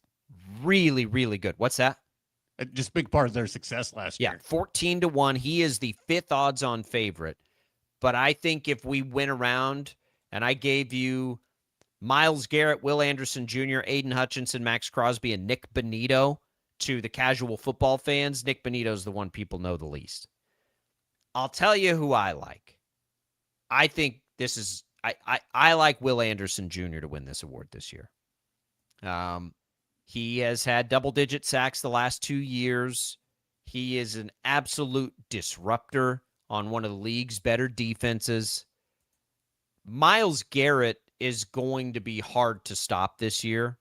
Aiden Hutchinson would be a good one, except is he going to be healthy?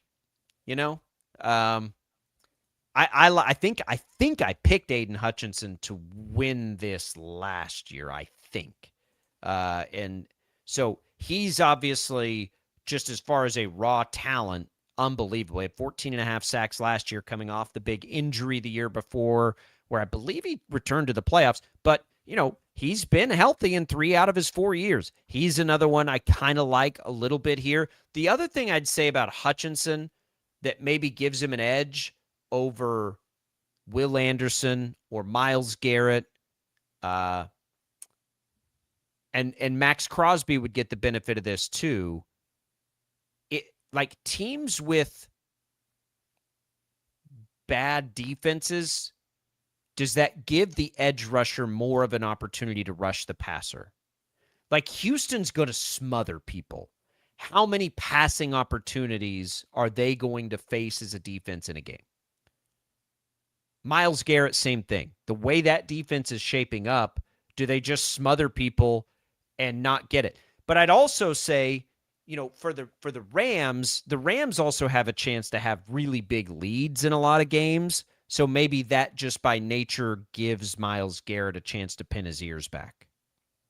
Right? We look at a team like the Raiders and Max Crosby. Is that going to be a bad defense? Because if it's a bad defense and teams kind of try to light them up a little bit, the problem that the one reservation I have with Will Anderson is I don't know that they're going to have a very good offense and they're going to have an amazing defense. So there's a good chance all their games turn into slugfests. And how many passing attempts do we see in a slugfest? That would be the one thing that holds me back on Will Anderson. But man, I love watching him play football. And so he's got, he's got enough odds there at 7-1. Myles Garrett at 4.5. Again, I'm not actually betting any of these. I would need to go longer odds. I'd like Nick Bonito probably in that scenario at 14-1. Jared Verse, who I just don't know if I think Jared Verse is as good a player as some of these guys. So probably Bonito's my favorite odds bet. But if we're just picking it, despite the odds, just to say who we think it'll be, I'm going to take Will Anderson Jr. this year. What says Brady? That's a good pick. I think what I struggle with, my pick's going to be Myles Garrett because of course. Okay. But, that's not a fun pick because that's the obvious one. And the same thing with Houston, with Will Anderson. I forget Trent McDuffie is also with the Rams too. And we're forgetting about a player who might be added to these odds here soon, Aaron Darnold. What could he possibly do? Maybe he has just after Aaron a little bit of rest. Coming to the Rams, isn't he? Yeah. I think he probably just doesn't want to be in training camp, and I don't blame him. We'll see them get to regular routine, and he'll come in and be like, so now I'm interested. So that could be maybe a pick as well. But, with the Rams and the Texans, their overall defense is so good. They have so many good pieces. It's kind of like, well, yeah, I would hope that all these guys can put up some numbers because it's not just them with all the weight on their shoulders when it comes to the defense. They got some guys to help them out. So with that in mind, and that's I'm going to go with two different guys. We haven't mentioned Micah Parsons, by the way. He's at 50-1. I'm going to go with Trey Hendrickson. With the Ravens need to establish that punishing defense that they used to have. They haven't really had that the last couple of years. Yeah, I don't know how good their defense is supposed to be this year. It was bad last year. If he gets the benefit of what he had in Cincinnati, in that there's just going to be so many opportunities for sacks because their defense was so bad, then yeah, I could see it. I could see that. So yeah, for the fun pick, I'll go with Trey Hendrickson as just not to pick Myles Garrett.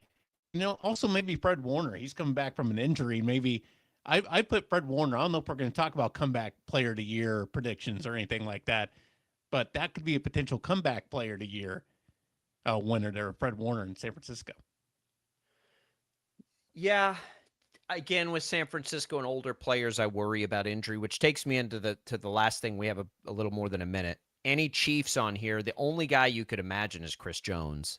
Right. But at his age and how, often they may find him relief, I don't see any Chiefs that could be here.